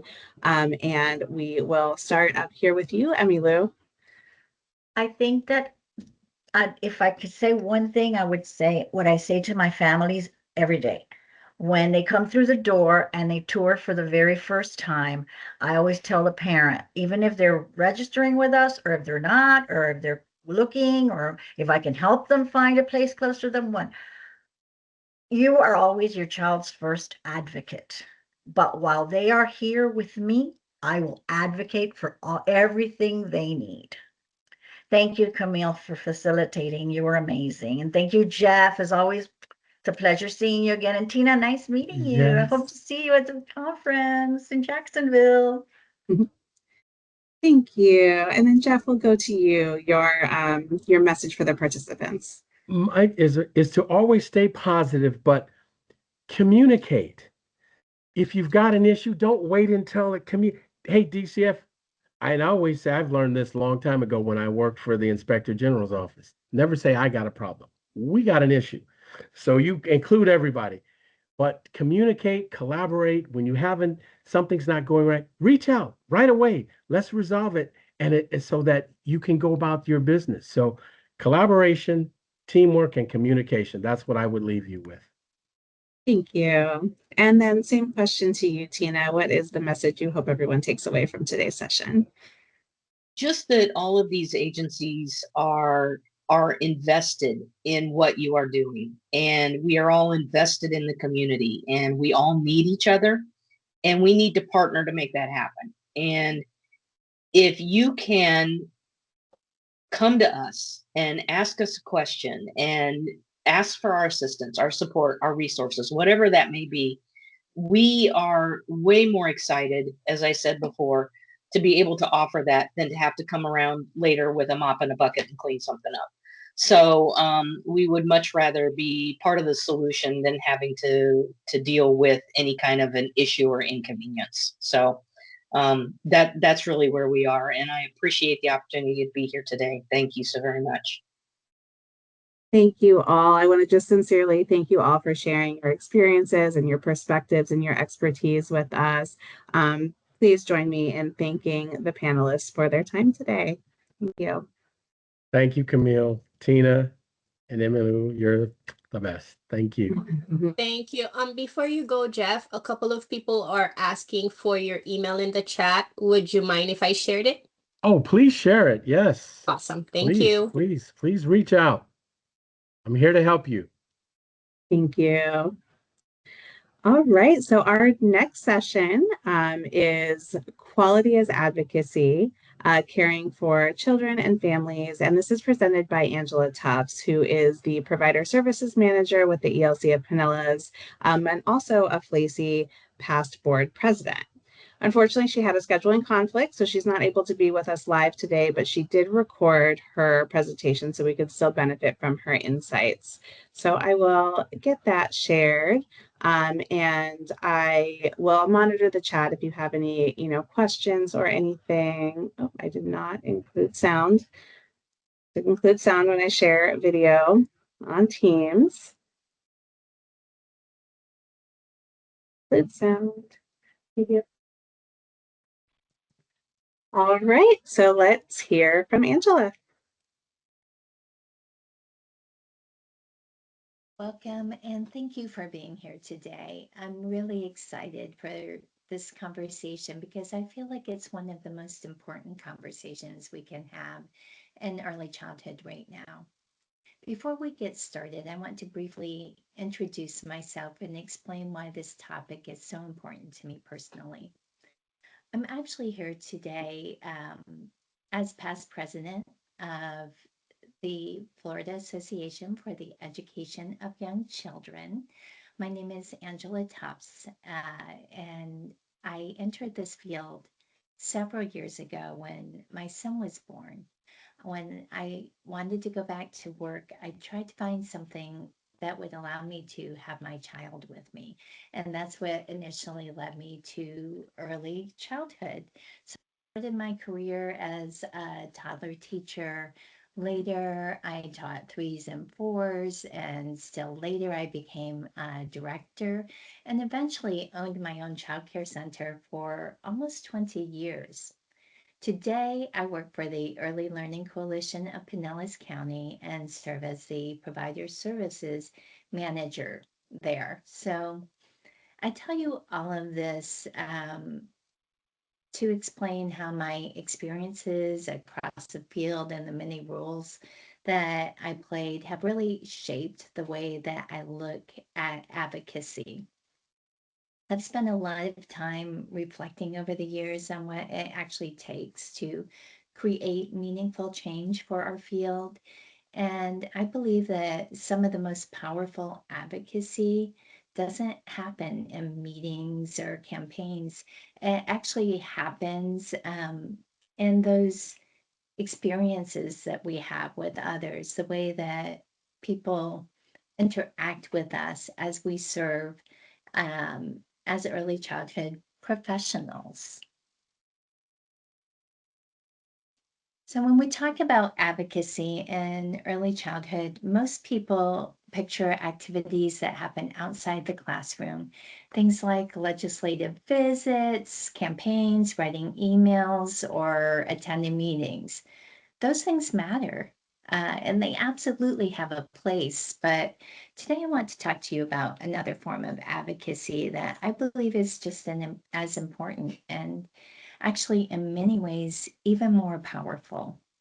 I believe that some of the strongest advocacy happens through the quality of the work itself, the professionalism that we demonstrate, and the experiences that people have with early childhood every day.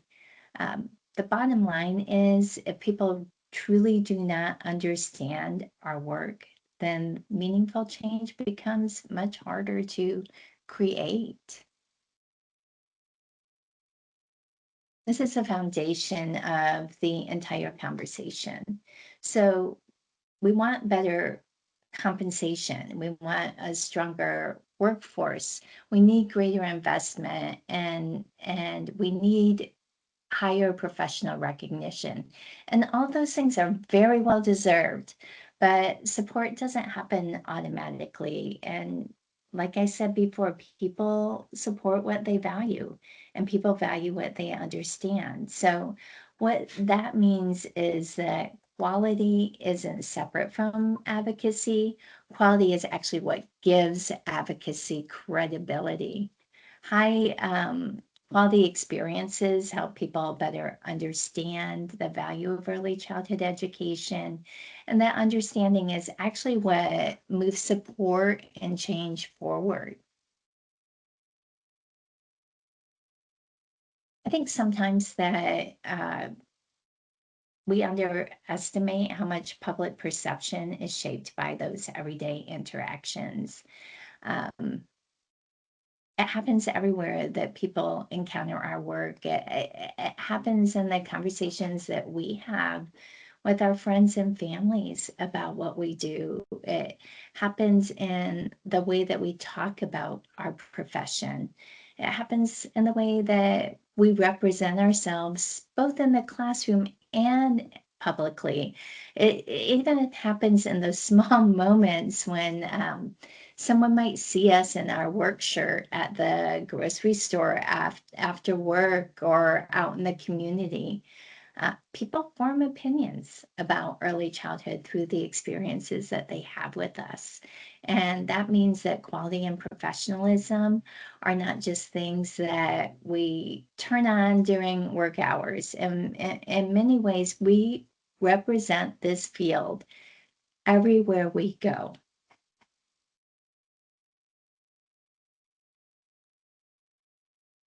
So right now, I don't have to tell you that the early childhood field is facing significant challenges. Many of the conversations that are happening across the field are center around the support and the need to sustain high quality programs. And the way that we need to sustain and support a strong workforce. We want increased investment, and we want to be treated like professionals.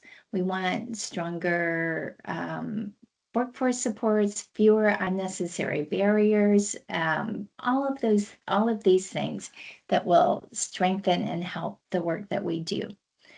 But there's an important reality that we simply have to acknowledge, and that is, again, people invest only in what they value. And they will not value our profession unless we show them the value. If the public doesn't value the field, if it doesn't value our existing work, it's going to become just that much harder for us to advocate for increased funding or professional recognition. So what does quality really mean? When people hear the word quality, a lot of times we immediately picture beautiful buildings or expensive materials or Pinterest-ready classrooms. And while environments absolutely matter, it's not at the heart of quality. The heart of quality is really in the interactions that we have. It's found in the ways that we interact with children every day, the emotional support that we provide, the intentionality behind our teaching, the consistency, the communication, and the relationships that we build with not only the children and the families that we serve, but also community members and potential stakeholders. Quality lives in these daily experiences. But unfortunately, much of the work is invisible. This is a challenge that we face. Sometimes the expertise that is involved in our work isn't seen by people outside of the field. A family member or a community member might walk into a classroom and just see children playing, or they might view our work as babysitting. But if we want to create meaningful change, we need to let people see and understand what's really happening. We need to show them what we see, that those children who are playing are actually developing language through conversations and play and interactions. They're developing emotional regulation through guidance and co-regulation and relationships. They're developing executive functioning through the routines that we provide, problem-solving opportunities to make decisions. Cognitive development is being increased through exploration, inquiry, intentional learning experiences, and relationship building is happening through that trust and responsiveness and the connection that we're having with the children and families we serve. We simply cannot assume that people are automatically going to understand the complexity and the importance of our work. It's up to us to make this visible. And here's where we might have to face an uncomfortable truth. And that is that we want them to recognize quality. We have to consistently demonstrate quality. So this is a part of the conversation that requires us to have some really honest reflection and take some action. It starts with us. So if we want the field to be viewed different, we have to think deeply about the role that each of us plays in shaping that perception. We need to ask ourselves, why are we here? Why am I in early childhood? You know, what does quality look like in my daily practice? How do I exude quality, not just when someone's observing, but every single day, every single moment? Am I demonstrating professionalism and quality so consistently that if a parent, a legislator, a licensing specialist, or community member walked into my classroom unannounced, that they would experience it? These can be hard questions sometimes. And I'm not talking about perfection. None of us are perfect, right? The field's under a tremendous amount of stress right now. But if we want to elevate the profession, professionalism and quality cannot only be what we do when folks are there. It has to become part of our core identity. It has become part of our culture. It has become an ingrained part of the field itself. If we want to elevate the profession, we have to live quality. So when programs consistently demonstrate quality, they build credibility, right? And credibility matters because credibility creates trust, and trust matters because trust builds influence, and influence matters because influence is what strengthens advocacy. And quality is more than compliance. In early childhood, it's easy for conversations about quality to become focused entirely on compliance and accountability. Those matter. Health and safety matters. Accountability matters, but compliance alone isn't the same thing as quality. Quality is really about those experiences that children and families are having every single day. Do they feel safe? Do the children feel emotionally safe? Do the families feel respected and welcomed? Are all of our interactions warm and responsive? Is what we're doing providing positive outcomes for children and families?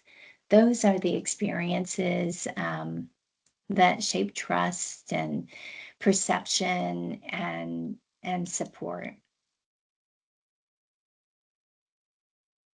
So, like I said, professionalism shapes perception, right? Perception matters because it influences whether people see early childhood education as simply a service that supervises children, or if they see it as a skilled profession that supports children and families, communities, and the workforce. The way that we communicate, the way that we collaborate, solve problems, the way that we present ourselves both in and out of the classroom helps shape that understanding every single day. And like I said before, when we provide quality, we need to explain the purpose behind activities. We need to document learning. We need to communicate intentionally, and we need to help people better understand the value of what we do. I'm going to tell a very quick personal story. So my husband is in information security, so technology, right? He's not in early childhood, but I talked to him about my work and I talked to him about my passion. And guess what? He talks to his friends about this. And I've actually witnessed him having conversations, telling these other tech guys how important early childhood is. I've actually heard him give one of his coworkers who was a new dad advice about talking to his baby. Like, we cannot underestimate how we carry ourselves and how our words have a ripple effect on other people and on the industry. And if we do that, we form those connections. So if our families trust our program, if they feel supported, if they see growth in their children, then they naturally start to advocate for early childhood education. They talk positively about their experiences. They will defend the importance of quality programs. They begin recognizing the expertise that's involved in our work, and they will actually become some of our strongest advocates for support. That kind of advocacy can be more powerful than any formal advocacy effort there is out there. And quality impacts our communities. So when we talk about quality, we're not just talking about what happens to or for children and families, right? High quality early childhood programs support the community as a whole. Reliable, high-quality care reduces workforce disruption because parents are better able to get to work and stay at work. It supports employee reliability because families have greater confidence that their children are safe and cared for and learning.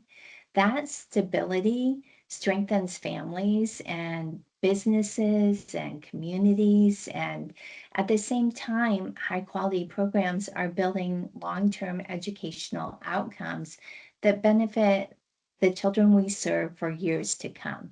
So when programs provide high quality, reliable care, they're supporting the economy now and in the future.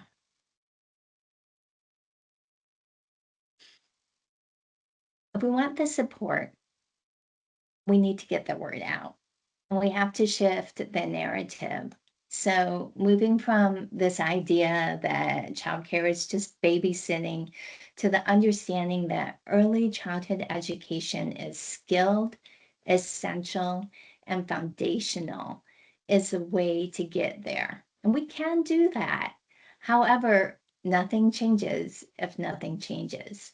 We need to live quality and professionalism so consistently that other people can't help but see it.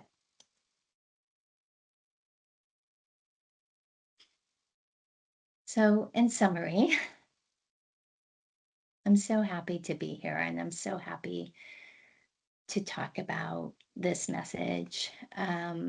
Advocacy through quality is not just one dramatic moment, however, it's those consistent, everyday, quality interactions that gradually shape trust and relationships and public understanding.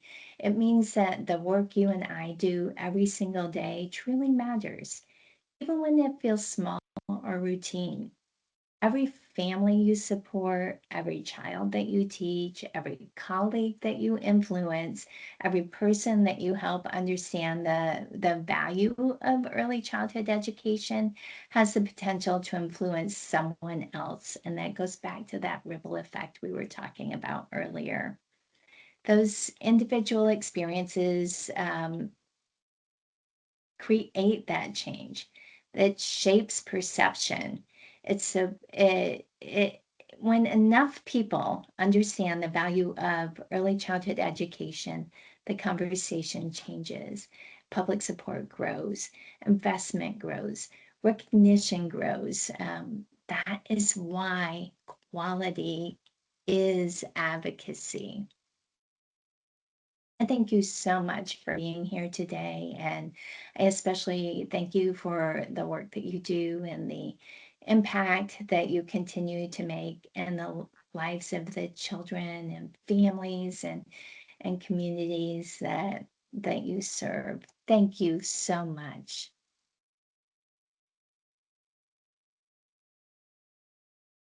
So I hope you found that session helpful in, the way that you see yourself as an advocate, in the classroom and in the work that you do. And putting a prompt in the chat, just what is one way you can help others see the value of early childhood education? And if you're able to take a minute to respond to that while we transition to the next part where we'll expand a little bit on this idea as families as advocates. And I will pass it over to Ms. Norma for that. Hi everyone, it's me again. I was not expecting to cry this super Saturday on this super advocacy Saturday, but it's been more than once I've been brought to tears. We're all tender-hearted folks, all of us, and I think that's what makes us the talented educators that we are. I'm having so much fun with you also. So I'm going to just to double check that my colleague, my friend Whitney, are you on? I am. Hi, how are you? Hi. So we're gonna just for everybody to know, we're going to transition into a conversation. Whitney and I have crossed paths before, so this is a very exciting moment for myself because now it's an intentional crossing of our paths. We're going to embark on a conversation and invite you guys to follow along with us. As the FLAEYC board president, I am so thrilled to welcome you all into this conversation. Today, Whitney and I are going to explore how parents can become powerful voices for change. We have been talking about policies and systems from the top down and how they impact us in our classrooms and our day-to-day work. But one of the crucial parts of this and the heartbeat of educational change starts at the kitchen table. So through our conversational format this morning, is it morning still? Yes. Okay. We're going to hear real experiences and share practical strategies to help you identify your personal circle of influence to make a meaningful impact. We heard Miss Angela allude to her personal circle of influence. Now we're going to really dig deeper into that. Joining me to share her real journey navigating the system as a parent advocate is author and the CEO of Momming It Like a Boss, Miss Whitney Hartford. Welcome. Hi, everyone. I'm so grateful to be here. And full disclosure, I'm a mom of 4, so my husband has the kids kind of quiet, but you might hear a little bit here and there. But I'm so grateful for the opportunity to share my experiences with you all today. So thank you. Well, thank you. And they are more than welcome to pop in and do a little drive-by waving at us. We love babies. We love kids. So Whitney, every parent has had a moment where they realize that the system isn't automatically going to handle things for their child, for their situation, and they have to step up. Take us back to one of those real experiences for you. What was the challenge that you were facing that forced you to find your voice and step up and use that voice? Well, I'd have to say I have a few experiences, but the one that challenged me the most was when I became an unemployed single mother to a 2-year-old at age 23. I was faced with a pretty common situation and I was stuck in the unemployment loop. I really didn't have anyone to help me watch my child so I can go to an interview.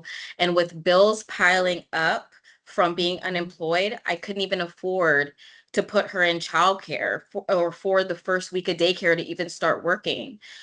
So in order for me to get childcare assistance, I had to be able to show proof of work hours and income. And during that time, I survived and my child suffered because I had to forcefully put her into low quality centers, or I left her with people that weren't fully qualified just so I can keep the electricity on in our apartment. I would have to say that was traumatizing. But by that journey, I didn't know I had a voice, and nor did I have the capacity to use my voice due to fear and rejection. I kind of felt like an abused, silenced victim, you know? And I just accepted my fate of digging for change weekly for gas or racking up debt. I accepted that was going to be my life.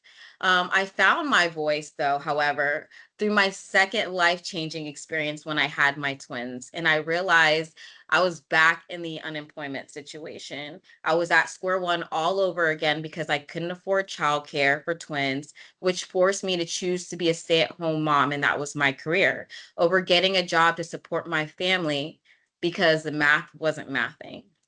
I felt hopeless, alone, and not wanting to be a failure. I ended up building a small business from home, and I didn't know what I was doing at all. I just knew I did where I wanted to be. So every day I did something to touch my business. And through a blessing in disguise, I ended up working with my first official client here in Miami, which happened to be a childcare provider. I was so grateful for the opportunity because my client understood me and she allowed me to bring my twin toddlers to work. I remember her asking me, why weren't the kids in school?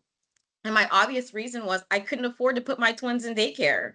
A few months later, one of her staff sent me a text about the Early Learning Coalition and childcare assistance.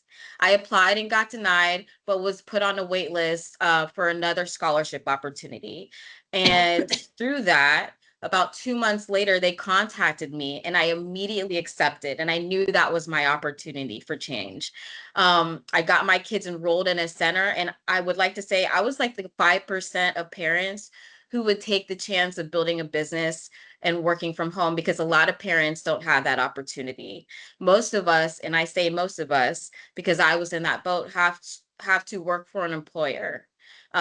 And that's hard to come by when you don't have childcare. So as I worked my business, another blessing developed in my life through my client. I had no idea what was going to happen over the last 2 years, but she started the nonprofit called Empowering Early Learning Educators.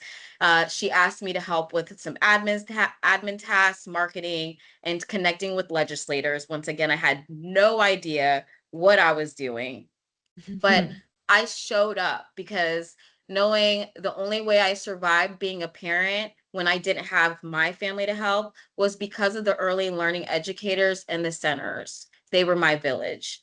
And I could not be a part of something that brought me, how could I not be a part of something that brought me out of my darkest time? So through EELE, I ended up connecting with the Children's Movement of Florida.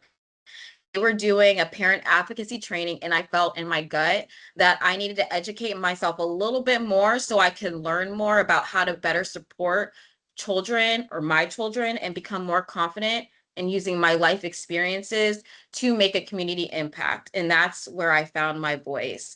So it took me 13 years and 4 children later to kind of see life with a different lens. Wow, that's truly an amazing story. One of the things I love most about your story is that not only did you just not stay frustrated and stay in that loop, but you used it as fuel to continue your journey, to keep growing.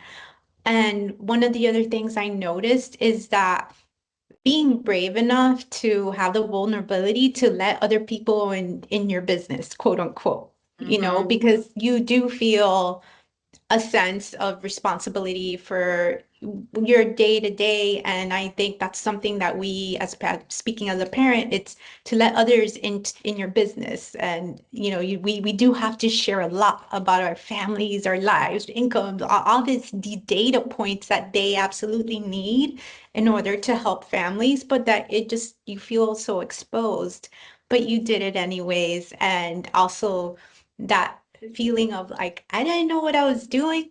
It was scary and it was new, but I'm gonna do it anyways because I have a village that is backing me up, whether it's the childcare center, the teachers, the folks at Ely. Um, and I just love that. I love that. It's very it hits home. So for the providers, the teachers, and the leaders listening, what does genuine like parent engagement look like?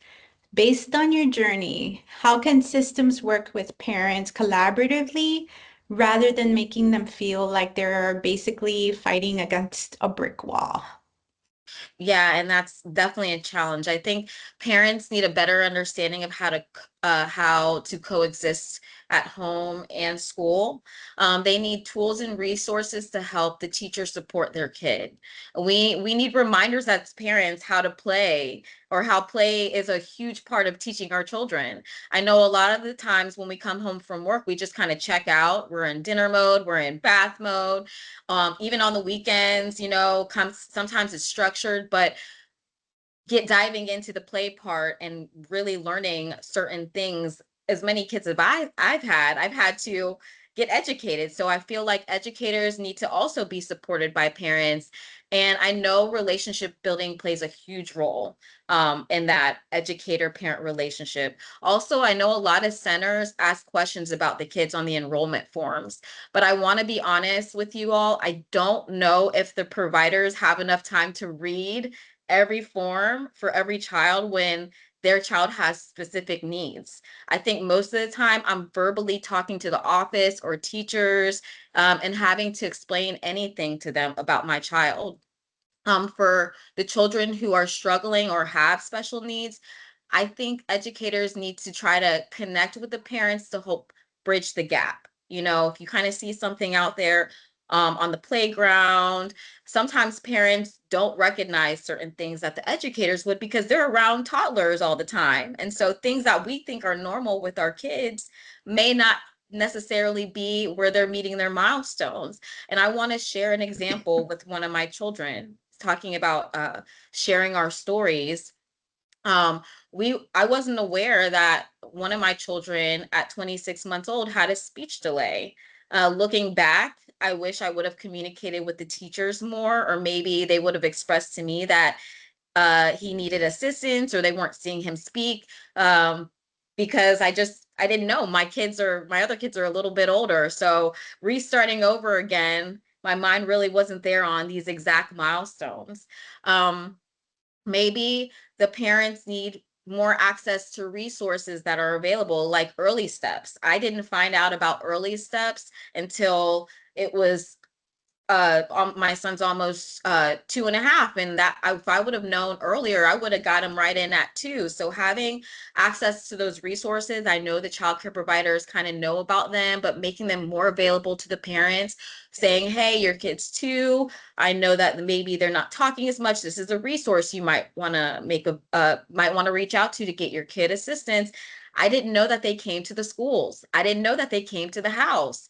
And so I think parents and educators that would bridge that gap of support when they know that they can tell parent about resources, or maybe the child care provider has the resources for the parents in the centers visually available, because we're just walking in and out, signing our kids out. And I also want to say that educators coming from a parent deserve an enormous amount of respect for what they do. You guys literally take care of 20 kids or more coming from different backgrounds, all walks of life. And I really feel like the parents need to be educated on how much respect these educators really deserve, because they're also parents too. So that's what I think it takes both parties to kind of understand each other. Absolutely. And as the days turn into weeks, into months, you start to feel that the educator, the person you drop your little one off to, like they know you, they get your child. And I believe that's where those bridges start to build. They start opening it up so that they're comfortable sharing with you, but you're also sharing with them what you, if you have questions about what you're seeing at home. So we're going to pivot to the practical strategy that every single person listening can use today. I spoke about this earlier, and it's the circle of influence. We know impact starts small in either the home or a single classroom before it ripples out into the wider community and beyond. So my question to you is, when you were deep in the maze of navigating the system, how did you identify that immediate circle? How did focusing on local, everyday relationships eventually give you the leverage to make that broader impact? Well, I want to say the system is very confusing. It took me multiple meetings and connecting with people through EELE over the last 2 years to really build relationships and connect with the right people. I was really green and was learning a lot along the way. And through my journey with empowering early learning educators, I ended up connecting with legislators and the children's movement of Florida for a purpose that was way bigger than parents. I realized I was fighting for educators who are also parents in early learning centers because I knew that they were my village. I scheduled meetings with legislators and connected with ELC to spread the word about empowering early learning educators. And when the opportunity arose for parent advocacy through the Children's Movement of Florida, that's where I really started, the doors started to open for me. And that's where it all came together. I learned through the Children's Movement of Florida who I should try to connect with. And they also helped me learn how to share my story using the right verbiage, because it's always about what you say. And once I started learning about what to do or who to connect to, I just started planting those seeds. I took a chance to reach out to Senator Alexis Caladiud through email and Mayor Danielle Levine Cava, and realizing I would rather be rejected than to not speak up about my struggles to help others through theirs. And through this, I was able to obtain 2 proclamations, one for All In for Early Learning. Thank you. And the other one was for NACI, Week of the Young Child this year. Wow, wow, that's amazing. And then it's that common theme that it was like, you know what? They're probably, if they reject me, like that's fine. It's totally worth it. It's worth the risk. I'm gonna do it anyways. And I think that's just the spirit of, taking your journey, but also I'm sure you learned from others' journeys, and then learning how the system really is in the business of trying to help parents, help families, help educators, and that really does give us as advocate that, the energy we need to keep going. And even when we're like, they're probably gonna close the door in my face, but I don't care. It's worth it. I'm gonna do it anyways. I'll find a window that's open. So as time flies. I know you guys, you're not gonna believe it, but we're way, it's almost 11:30. I want to close our session. So, with this, if a parent or educator is listening right now and they want to make a meaningful impact in their community, let's say tomorrow or even after we're done here this morning, what is the single most powerful step they can take from your point of view? I would say to fine tune your story, find your local representative or ELC and start trying to make conversation. If it's one thing that I've learned, it all started with a conversation or an email, and then here we are. So fear of failure or rejection is only going to silence you, and that will keep you in the same situation you're in. I also want to say nothing was immediate for me, but it was all worth it. It was all worth the work. A beautiful place to start. Thank you so much, Whitney. Thank you for sharing your story. Thank you for letting us like in your business, especially at the beginning as you shared the challenges you faced. And to everyone listening, remember, we don't need to change the whole system by tomorrow morning. But we can begin with within our circle of influence, use our voices and keep building these vital partnerships, these relationships, and we're doing it in the name of our youngest learners.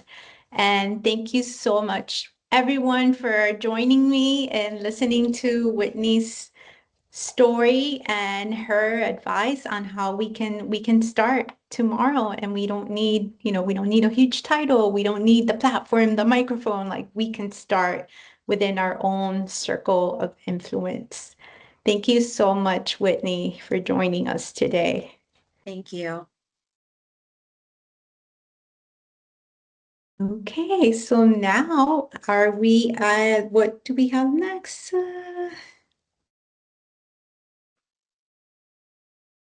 So I'm going to take a peek at the chat and see what we have going on there. So let's see.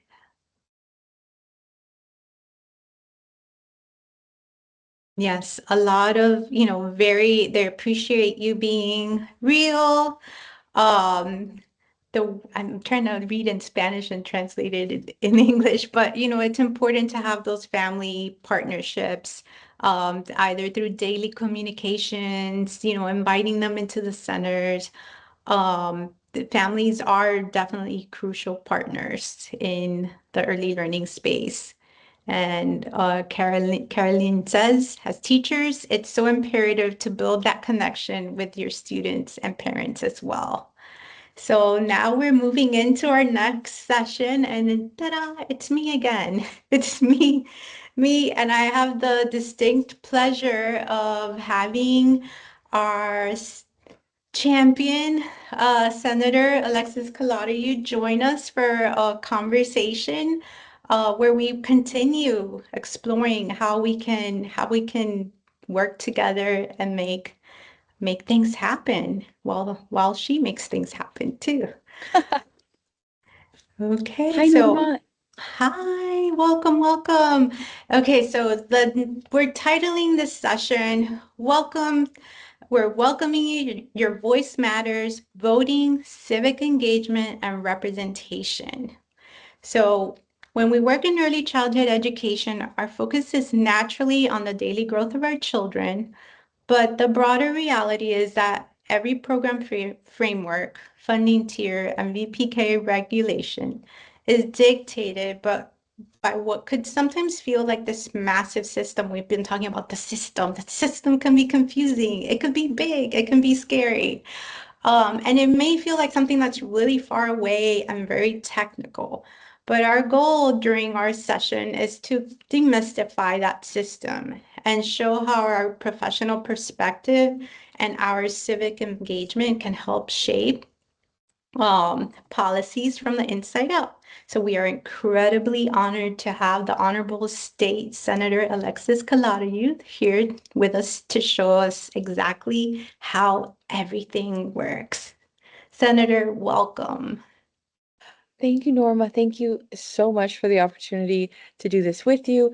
I cannot tell you how amazing your personal story is, and I loved how you shared your journey of finding the most impactful voice you could, and the steps of that journey from what your mom experienced, what you experienced, how you've opened doors for others, and how you have progressed as being a more and more meaningful voice, and a strategic voice to make the things that are important to you and the people that you care about important to people in power. Thank you for the opportunity to share a little my story. I am passionate about advocacy too. Absolutely. Thank you so much for all those nice words. I really appreciate it. So speaking of advocacy stories, I wanted to see if we could start with your path, because I think many of us see the title of state senator and then we assume you started purely in politics. However, that's not the case. You didn't just wake up one day and you're like, state senator, that's me, I'm in, let's do this. You have spent years engaging with issues as a civically active member of our community. And that's the part of your story that I love the most, is that it didn't start as this political title. You started as a student. So can you tell us more about your journey? Absolutely. So my name's Alexis, born and raised here in Miami. I'm of Cuban American descent. All four of my grandparents immigrated as exiles. And one of the most important things they impressed upon my parents, who I've had the incredible fortune of spending a lot of time with my grandparents as well, the importance of education. And I don't think we had the depth of understanding of the value of early education, but that core value of education was always there for my family. I attended Florida International University, and when I was a freshman in college, the state legislature changed the law and increased the requirements for the SAT that was necessary to receive a scholarship for 4 years for the Bright Future Scholarship. And so at FIU, more than half of the students are the first in their family to go to college. Because of that legislative change, 25% of my freshman class lost their 4-year scholarships. And the reality of what that means is that those people are probably not going to graduate college, won't have a degree, and would have debt. And so I started going to Tallahassee to advocate and to tell their story, and to tell state representatives and state senators, let me tell you about the guy that sits next to me in my math class, who takes care of his grandmother after school, works a full-time job, and is taking courses and is helping his family make ends meet, and is considered responsible for the household's budget. If he doesn't have a scholarship, he's potentially not going to finish, or he'll take 5, 8, 10 years to finish.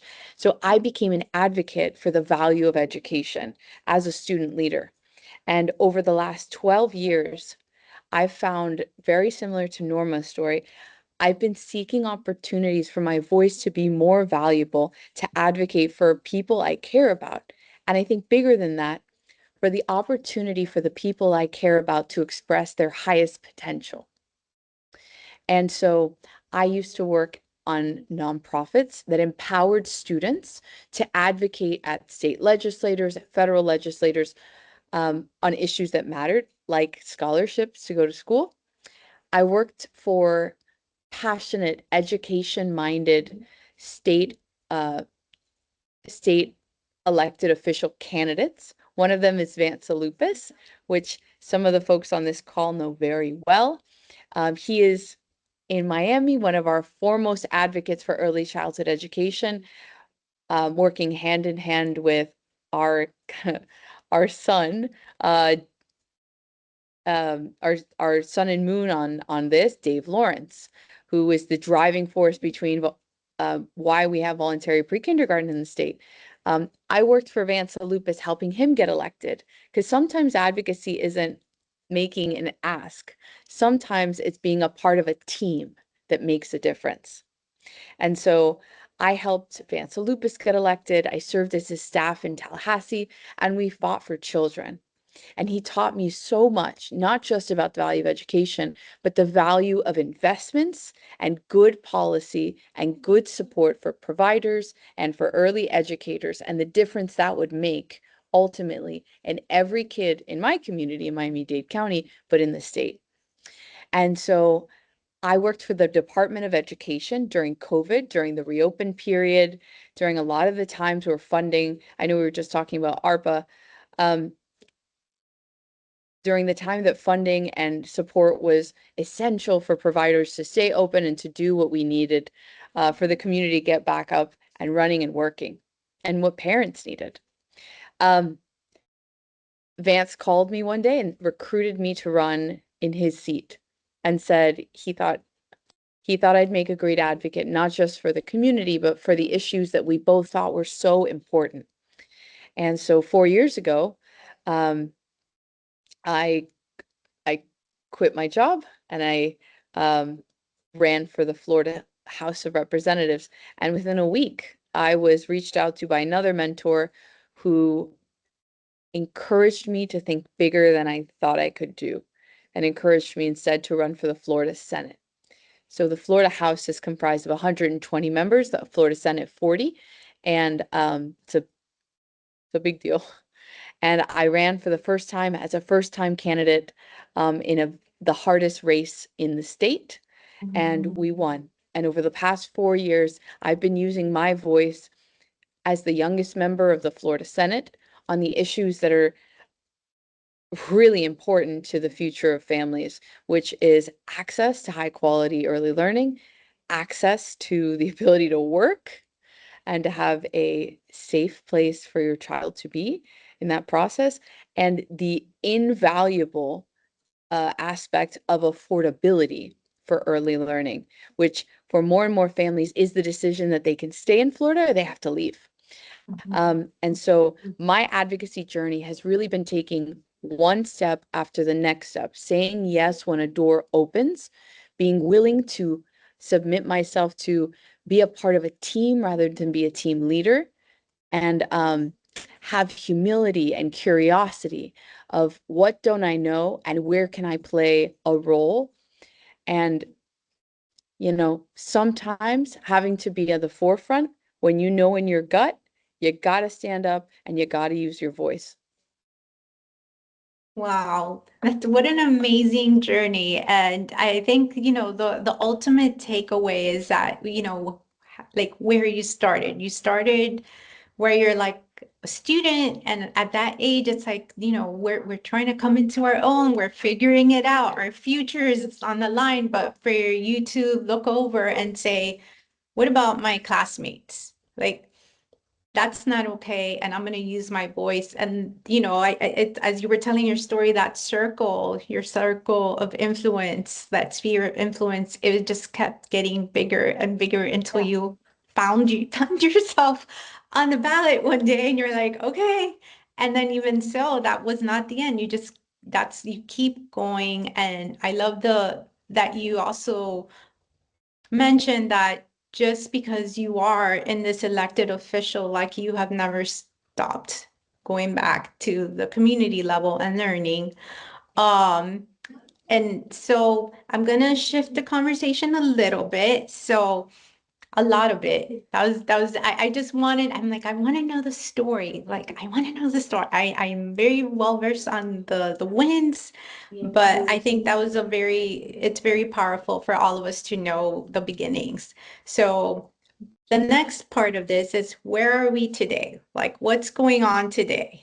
You have this, you know, that bird's eye view. And I know you mentioned that the Senate seat, it's a bigger, you have more constituents. So just to give us Miami people a view, like, so this includes, I know it includes what So neighborhood? so I represent 550,000 people of the neighborhoods Key Biscayne, Coconut Grove, Coral Gables, South Miami, Pinecrest, Palmetto Bay, Cutler Bay, the Homestead Air Reserve Base. To the west, Naranja, South Miami Heights, Princeton, Goulds, Richmond Heights, West Perrine, the Falls area where I live, East Kendall, Killian, Glenver Heights, and Dadeland. Wow, that's massive. And we have to share you with the rest of the state of Florida as these policies again. So as we talk about these policies, like, where are we today? What's going on? What's the scoop? Where did we land after the legislative session? So as earlier I was listening, we had a great rundown of where early learning funding comes from and what are the major programs, right? And the state legislature directs really how what we use all those federal trust funds for and how we allocate that. During COVID, we received a unprecedented amount of non-recurring, so one-time dollars. And so we've had, since I joined the legislature, up to 600 million non-recurring dollars. And so what that looked like is year over year, as we implemented quality programs, as we implemented access, expansion of school readiness slots, as we've made investments across the board in early childhood education, we have made the decisions to use non-recurring dollars for some of those enhancements. We're now reaching the point where the state legislature is running out of those non-recurring dollars, and within the next 3 years, we will have zero. And so we are in a position where we're looking at early learning dollars. The largest amount of investment has been through federal trust funds rather than, we pay sales tax in Miami, right? We pay sales tax around the state. That is generally the source of where the state gets its money from, other than the federal money. The state money is sales tax. The state legislature projects over the next 3 years, we will have a decrease in the amount of sales tax the state brings in. And the state has a Florida constitutional requirement to have a balanced budget. So our rub in the early learning funding space and dollars drive policy, our biggest issue is that there has been a lot of difficulty in getting the state to invest its own money into early childhood education. We use federal money and we use these non-recurring one-time dollars.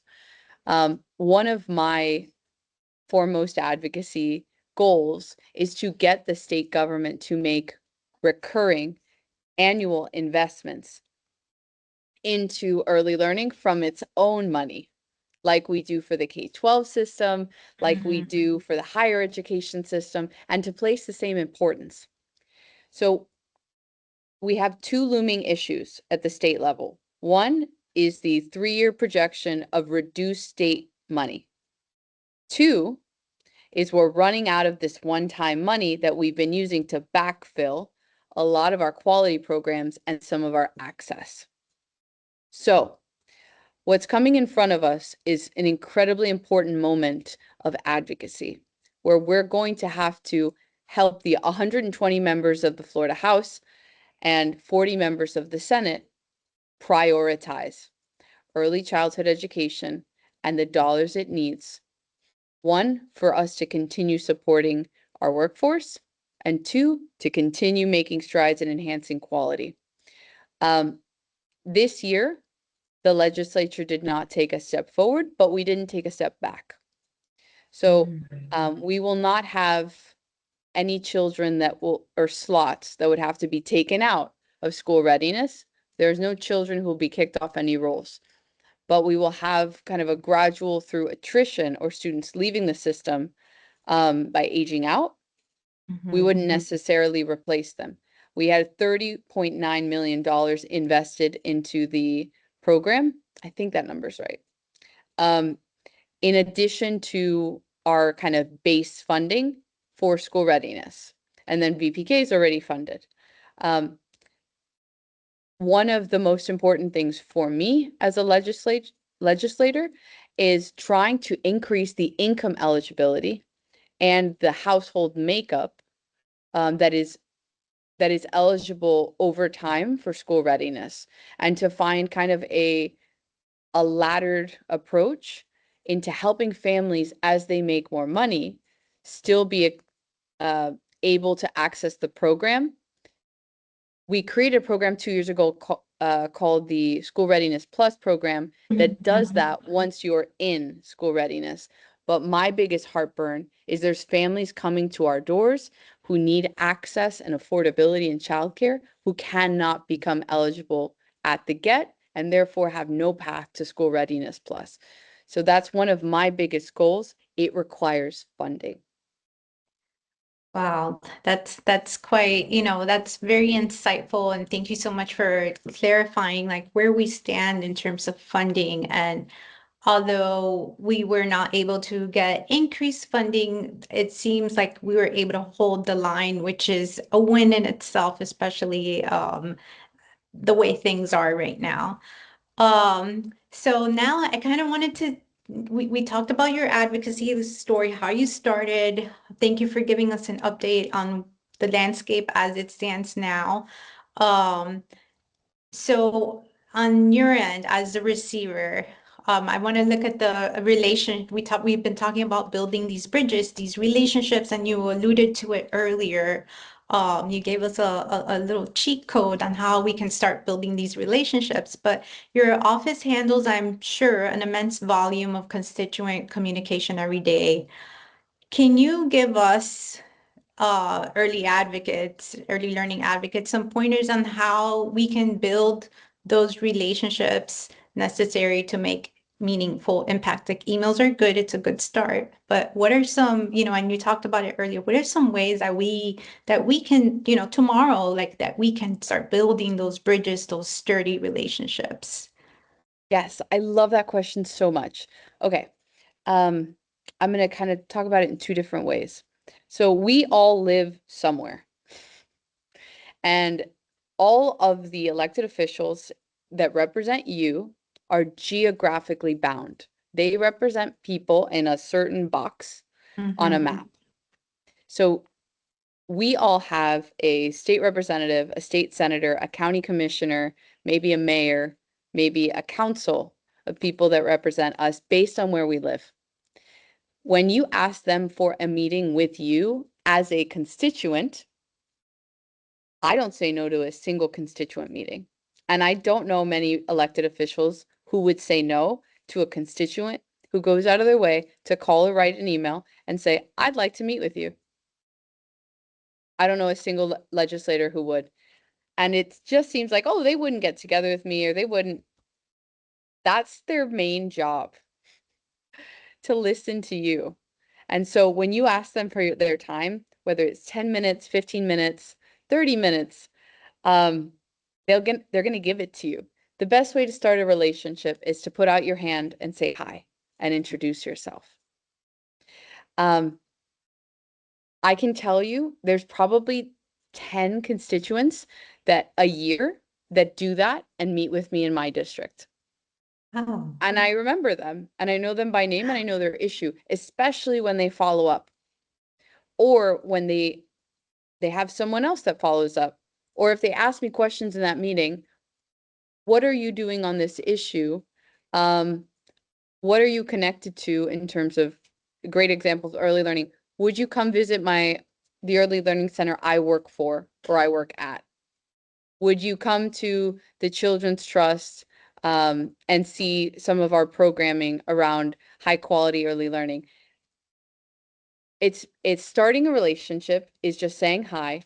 And the next thing is creating a connection, a next step.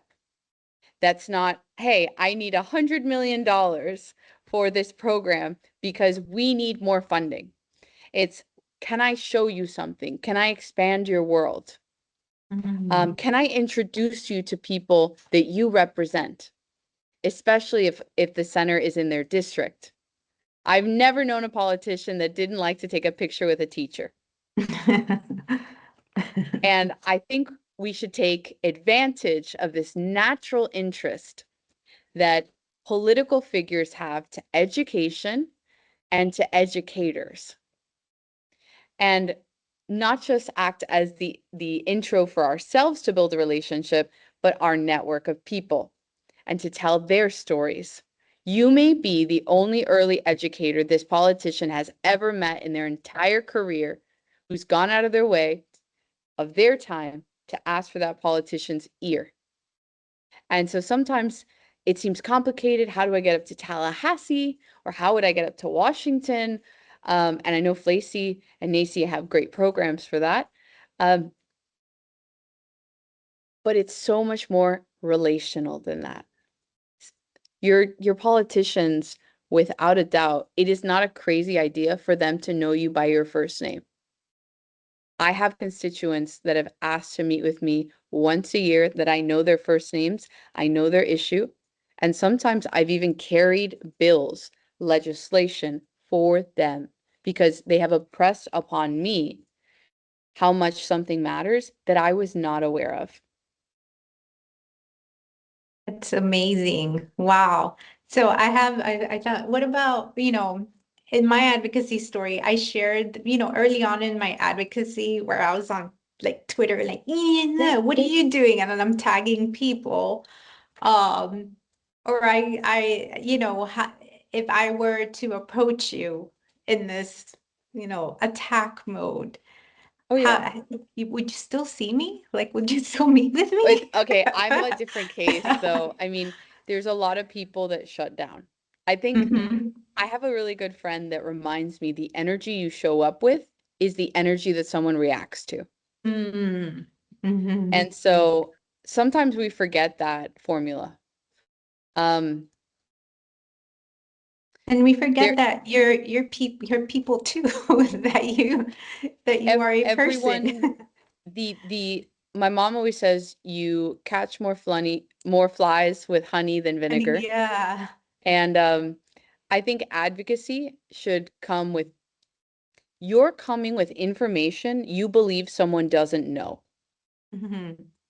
So that could be a place of superiority, but for the person you're speaking to be receptive, it has to come from a place of humility.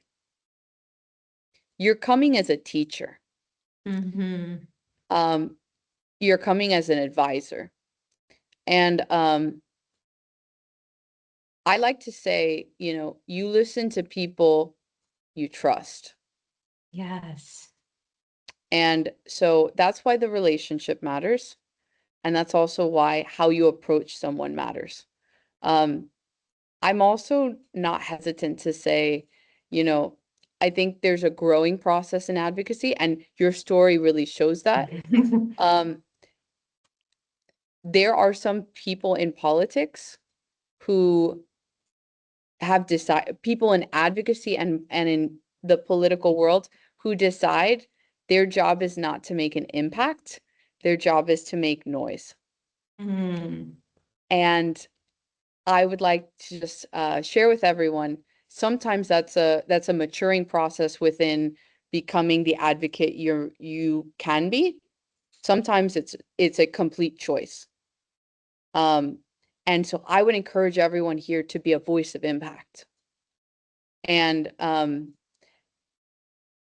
what that means is understanding what you want to convey. It's understanding the person you're talking to and how they can best what energy and what humility and what grace you can come as a teacher to them to talk to them with. Exactly. And it really just, it shifts our perspective from being these external critics that, when you're external and the critic and like those, we can list all the things that are wrong with the system and, but it really does shift our perspective that we are all in it together. We're all doing our piece, and it's more of a collaborative effort versus just, you know, like, let me just tell you something about the system or yourself or whatever. And I really appreciate you sharing your perspectives, because it's a real world, your real world expertise is just invaluable, especially for some of us that are like, I want to say something. Like, I saw a picture of my representative and they're like out there doing stuff. Like, why are they there? Why aren't they in front of a childcare center like helping us?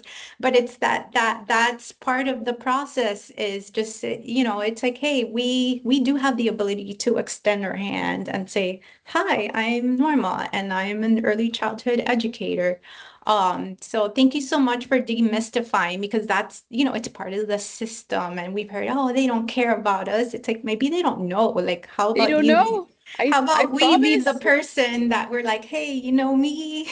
Like, um, but thank you so much. And one of the absolute baselines of partnering within the system is ensuring that we participate in choosing who is the one representing us, who is the one that is going to pick up our phone calls, respond to our invitations, to visit our centers, to hear our stories or hear the stories of those that we hold near and dear.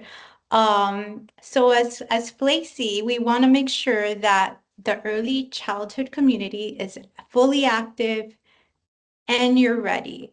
So we are going to have everybody, if you've been sitting, listening, thinking, I want you to like Get up if you're sitting. If not, if you're standing, sit down. If you're if you're sitting, stand up. Grab your phone because we're gonna do a little bit of a workshop challenge. I want everyone to pull out your phones right now.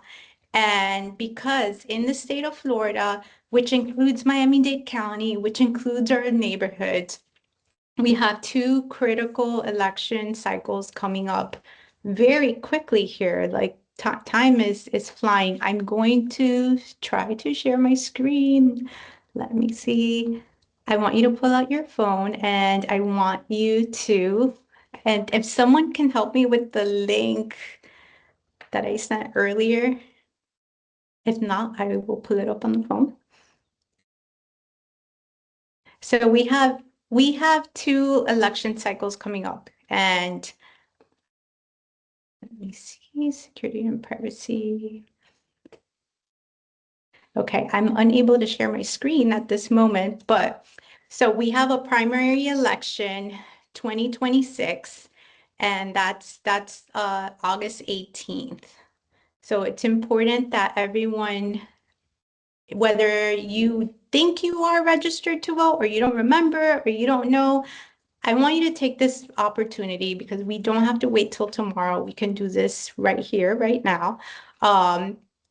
Go and put it in your calendar. Put it in your calendar that August 18th, 2026, there's a primary election. The deadline to register is July 20th. So that's like in 5 minutes. That's next month. So it's important that you are registered before you participate in the event of actually voting. And then the big one, the one that everybody knows about is November. November is the general election. And that election day is November 3rd, 2026. Again, the deadline to register to vote is October 5th, 2026. And if I'm saying the wrong dates, just tell me. So I would love for everyone to go to the following. Okay, yes, it's on there. The register to vote Florida.gov. So if you have your phone, click on that link, save it. And the first thing you're going to do is, am I already registered? So big button says, am I already registered? And you click on it, you enter your information and it'll say, we never even heard of you. Like, who even are you? Or yes, this is you, this is it, you're ready to go, let's go. If you're not registered, it's very quick, but it's part of our, as early childhood educators, and we talk about our duties and we're mandated reporters and we have so many ethics and things that we take pride in the work we do. But this is the one thing that, as Senator Collado alluded to, like we're coming at a moment where our advocacy is more important than ever. And this is step one, to make sure that we're registered and that we're participating in these elections. And I know I shared earlier, I ran for office, so I was like standing outside being like, hey, hi, are you gonna vote?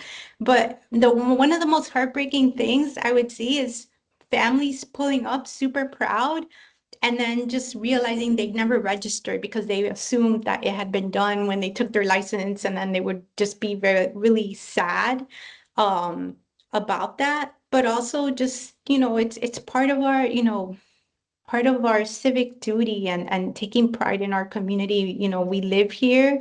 It's not always an easy place to raise children and be an educator, but we have to be part of it. We have to be part of this process. So I hope that you guys took the last few minutes and clicked on that link, the register to vote Florida.gov, and we'll definitely share the resources with you and the screenshots. And we have step one, step two, the visual map on how to go ahead and check this. Senator Collado, I'll have you close us off. What are some parting words of wisdom that you can share with us?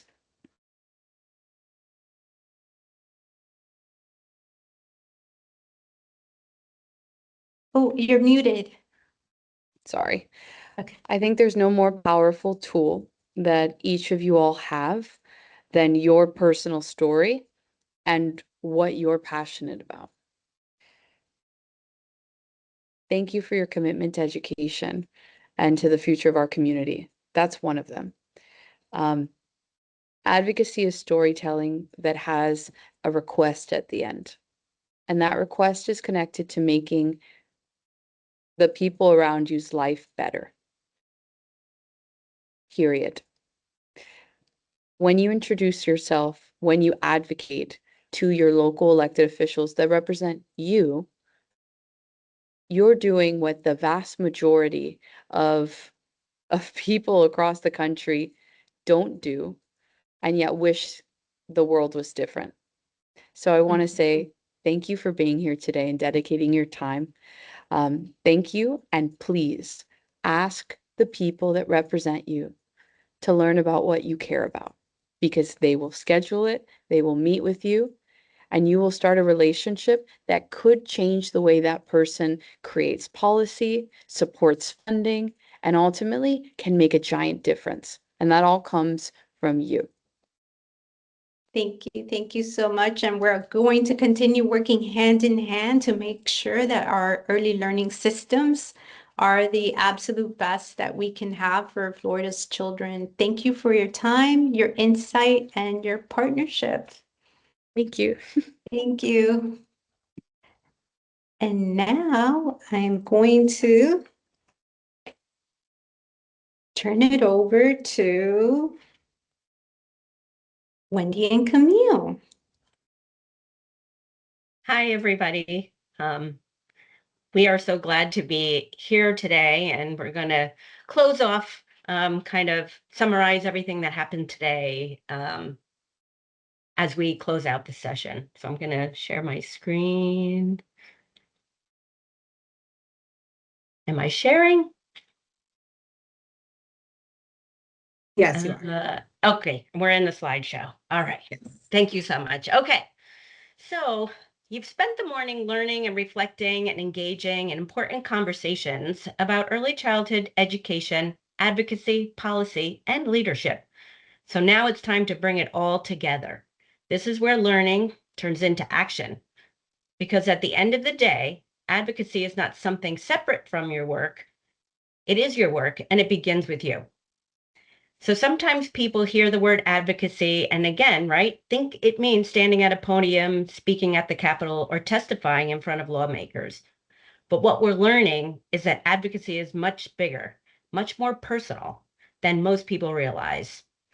So today I want you to leave with a reminder that your voice, your experiences, and your daily work matter deeply in this movement. I think we've heard that from all of our speakers today.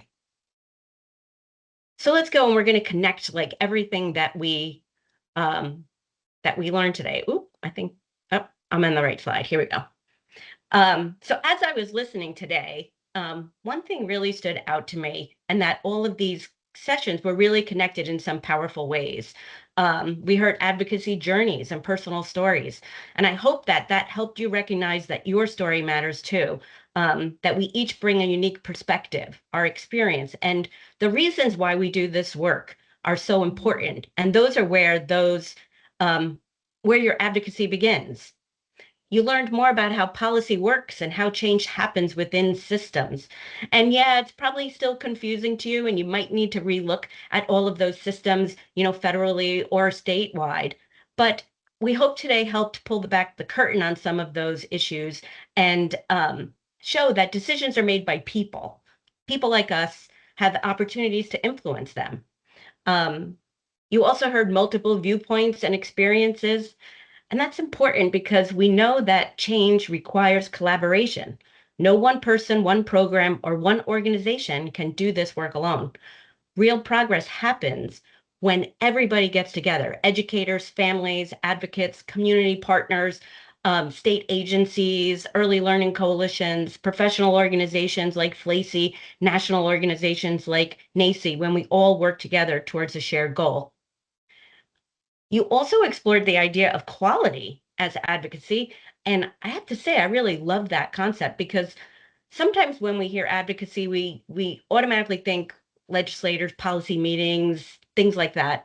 And those things matter, but advocacy happens every day, right? When we create high quality learning environments, when we support the families, when we mentor a colleague, right? Advocating for our own peers and colleagues that we work with, when you elevate best practices, when you educate parents and colleagues and even your family about what quality learning is. And as you continue to grow as a professional yourself and learning, for instance, today, coming to this session, the commitment you make to quality itself is a form of advocacy. And finally, we learned about voting and civic participation, and we heard the real story from Senator Calatayud of what a day in the life of a legislator is like and what matters to them and why they want to listen and hear from their constituents. Because advocacy doesn't just stop at your classroom door. It doesn't stop at your program. It doesn't stop after today's event. All of these places connect. So again, right? There's a big misconception that people think they need a title or special training or political expertise to advocate. But as we learned today, it shows up in all the places that you are in your classroom. Again, right? Every interaction you have with a child, a family, or a peer is advocacy in action. Your voice. Sometimes advocacy looks like speaking publicly. Sometimes it's just sharing your story with your family or even your friends. They might not know what's best quality and what happens in your program in the day-to-day work that you do. And sometimes it looks like telling your story. Your vote is advocacy, right? Participating in elections, shaping those policies that affect your classrooms, your programs, and your communities. And your relationships matter. What we know and what I think we've heard today is that change happens through people and relationships. The connections you build, the trust that you earn, and the relationships you nurture all help create opportunities to influence and drive meaningful change. It really struck me when Senator Calatayud said that she knows some of her constituents by first name because they asked to meet with her and talked with her. After everything you've learned today, all the stories you've heard, and the conversations we'd shared, I'd like you to think about this question. When you hear the word advocacy now, what is the first word or phrase that comes to mind? If you just pick one word. So I want you to answer that in the chat, and maybe Camille will read them to us. Just one word.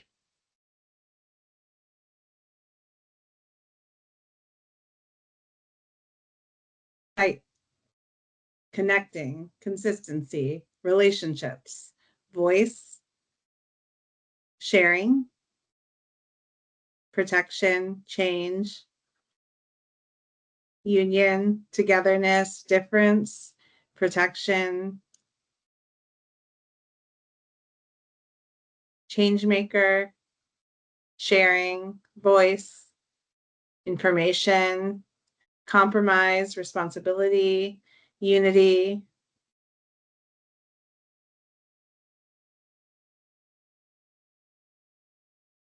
communication, love, unity, power, united.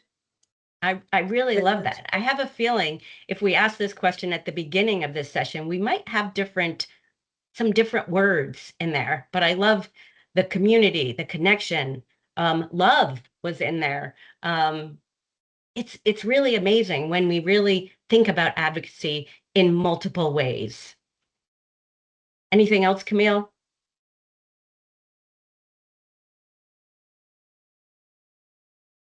A lot of the same themes: collaboration, compromise, basic principles, strong belief, support. I love it. I love it. So again, right? Advocacy shows up in many forms, at many levels, in many spaces. And that's what makes our collective voice so powerful.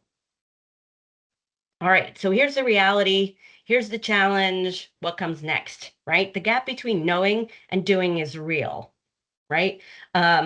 Many educators care deeply about advocacy. They care about children, care about families, they care about their colleagues, they care about their communities.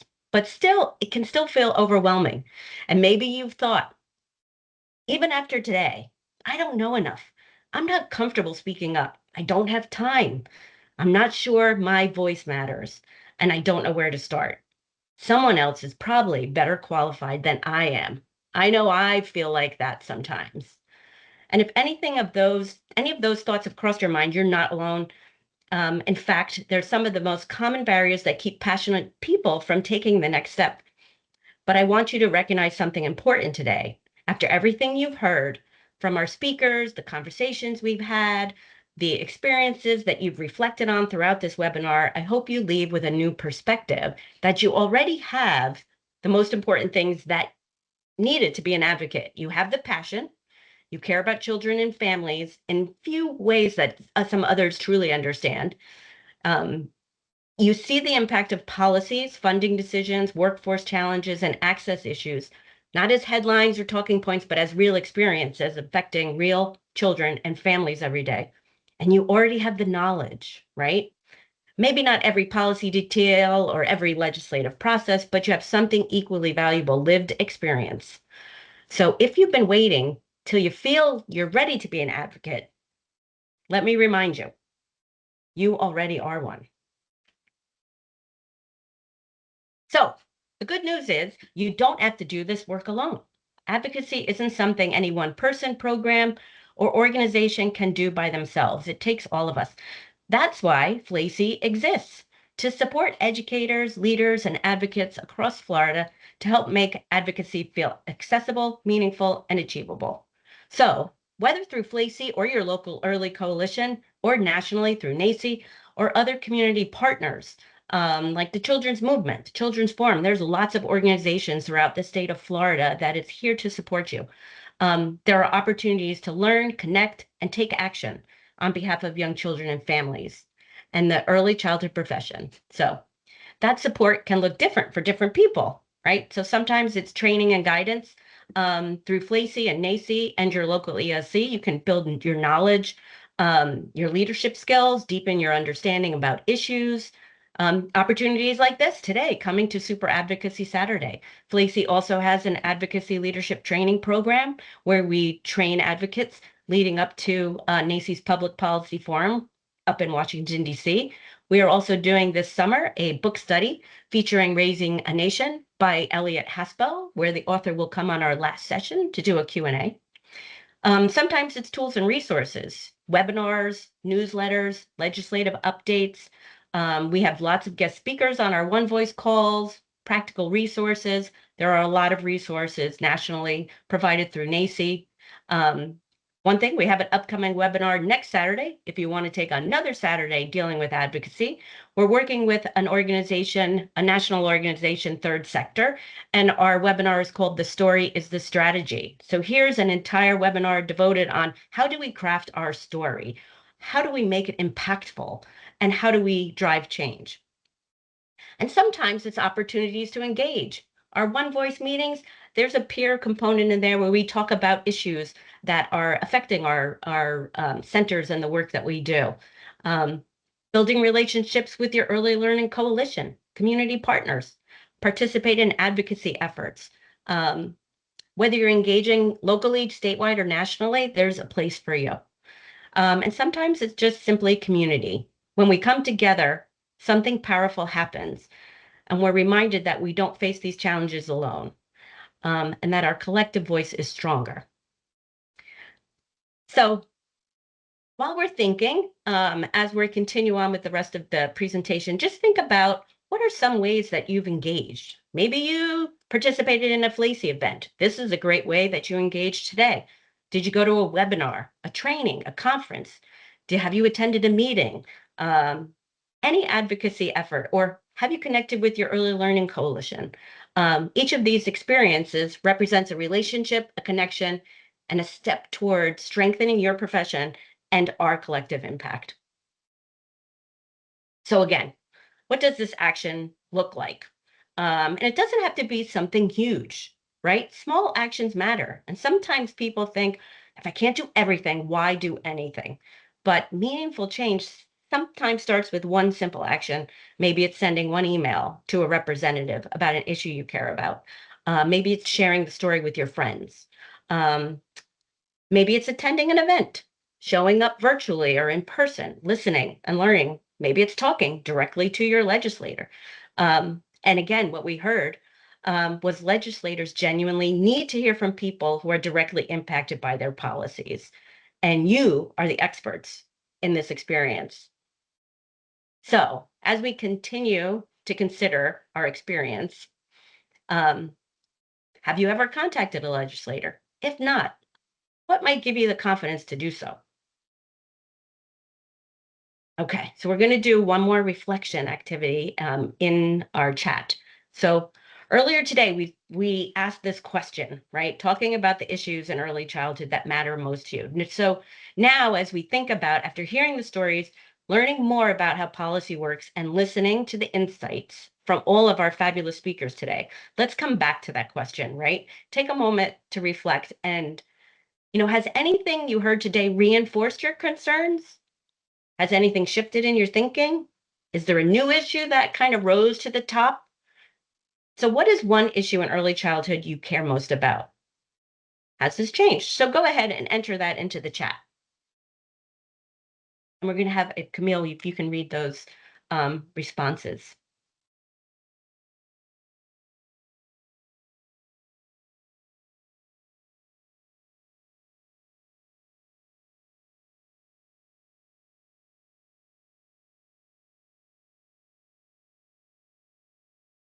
So I'm seeing don't give up, continue to advocate.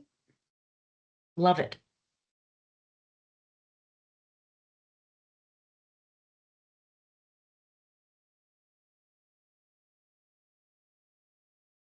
Getting better resources for the families and keep supporting quality, raising the income threshold and school readiness so parents can have affordable childcare.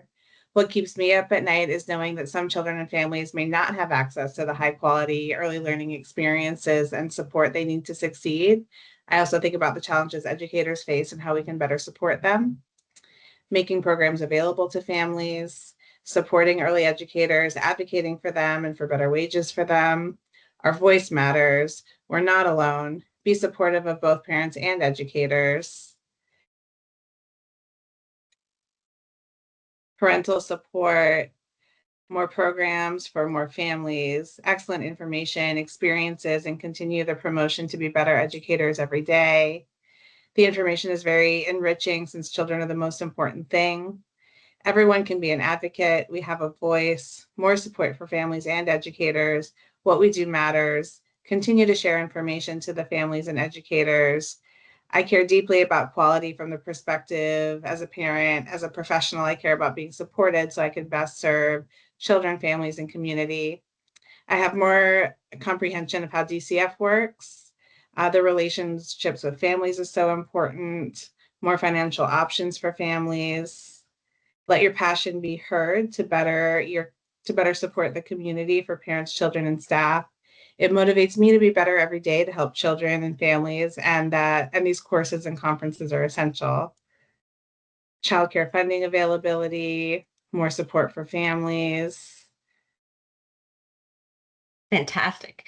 I feel like, as I'm looking at and hearing those responses, I feel like you can see the learning, the things that we've learned, and it feels like our focus has shifted a little bit, but it's very exciting to see how you've taken the information from today and how it's informing your thoughts and your reflections.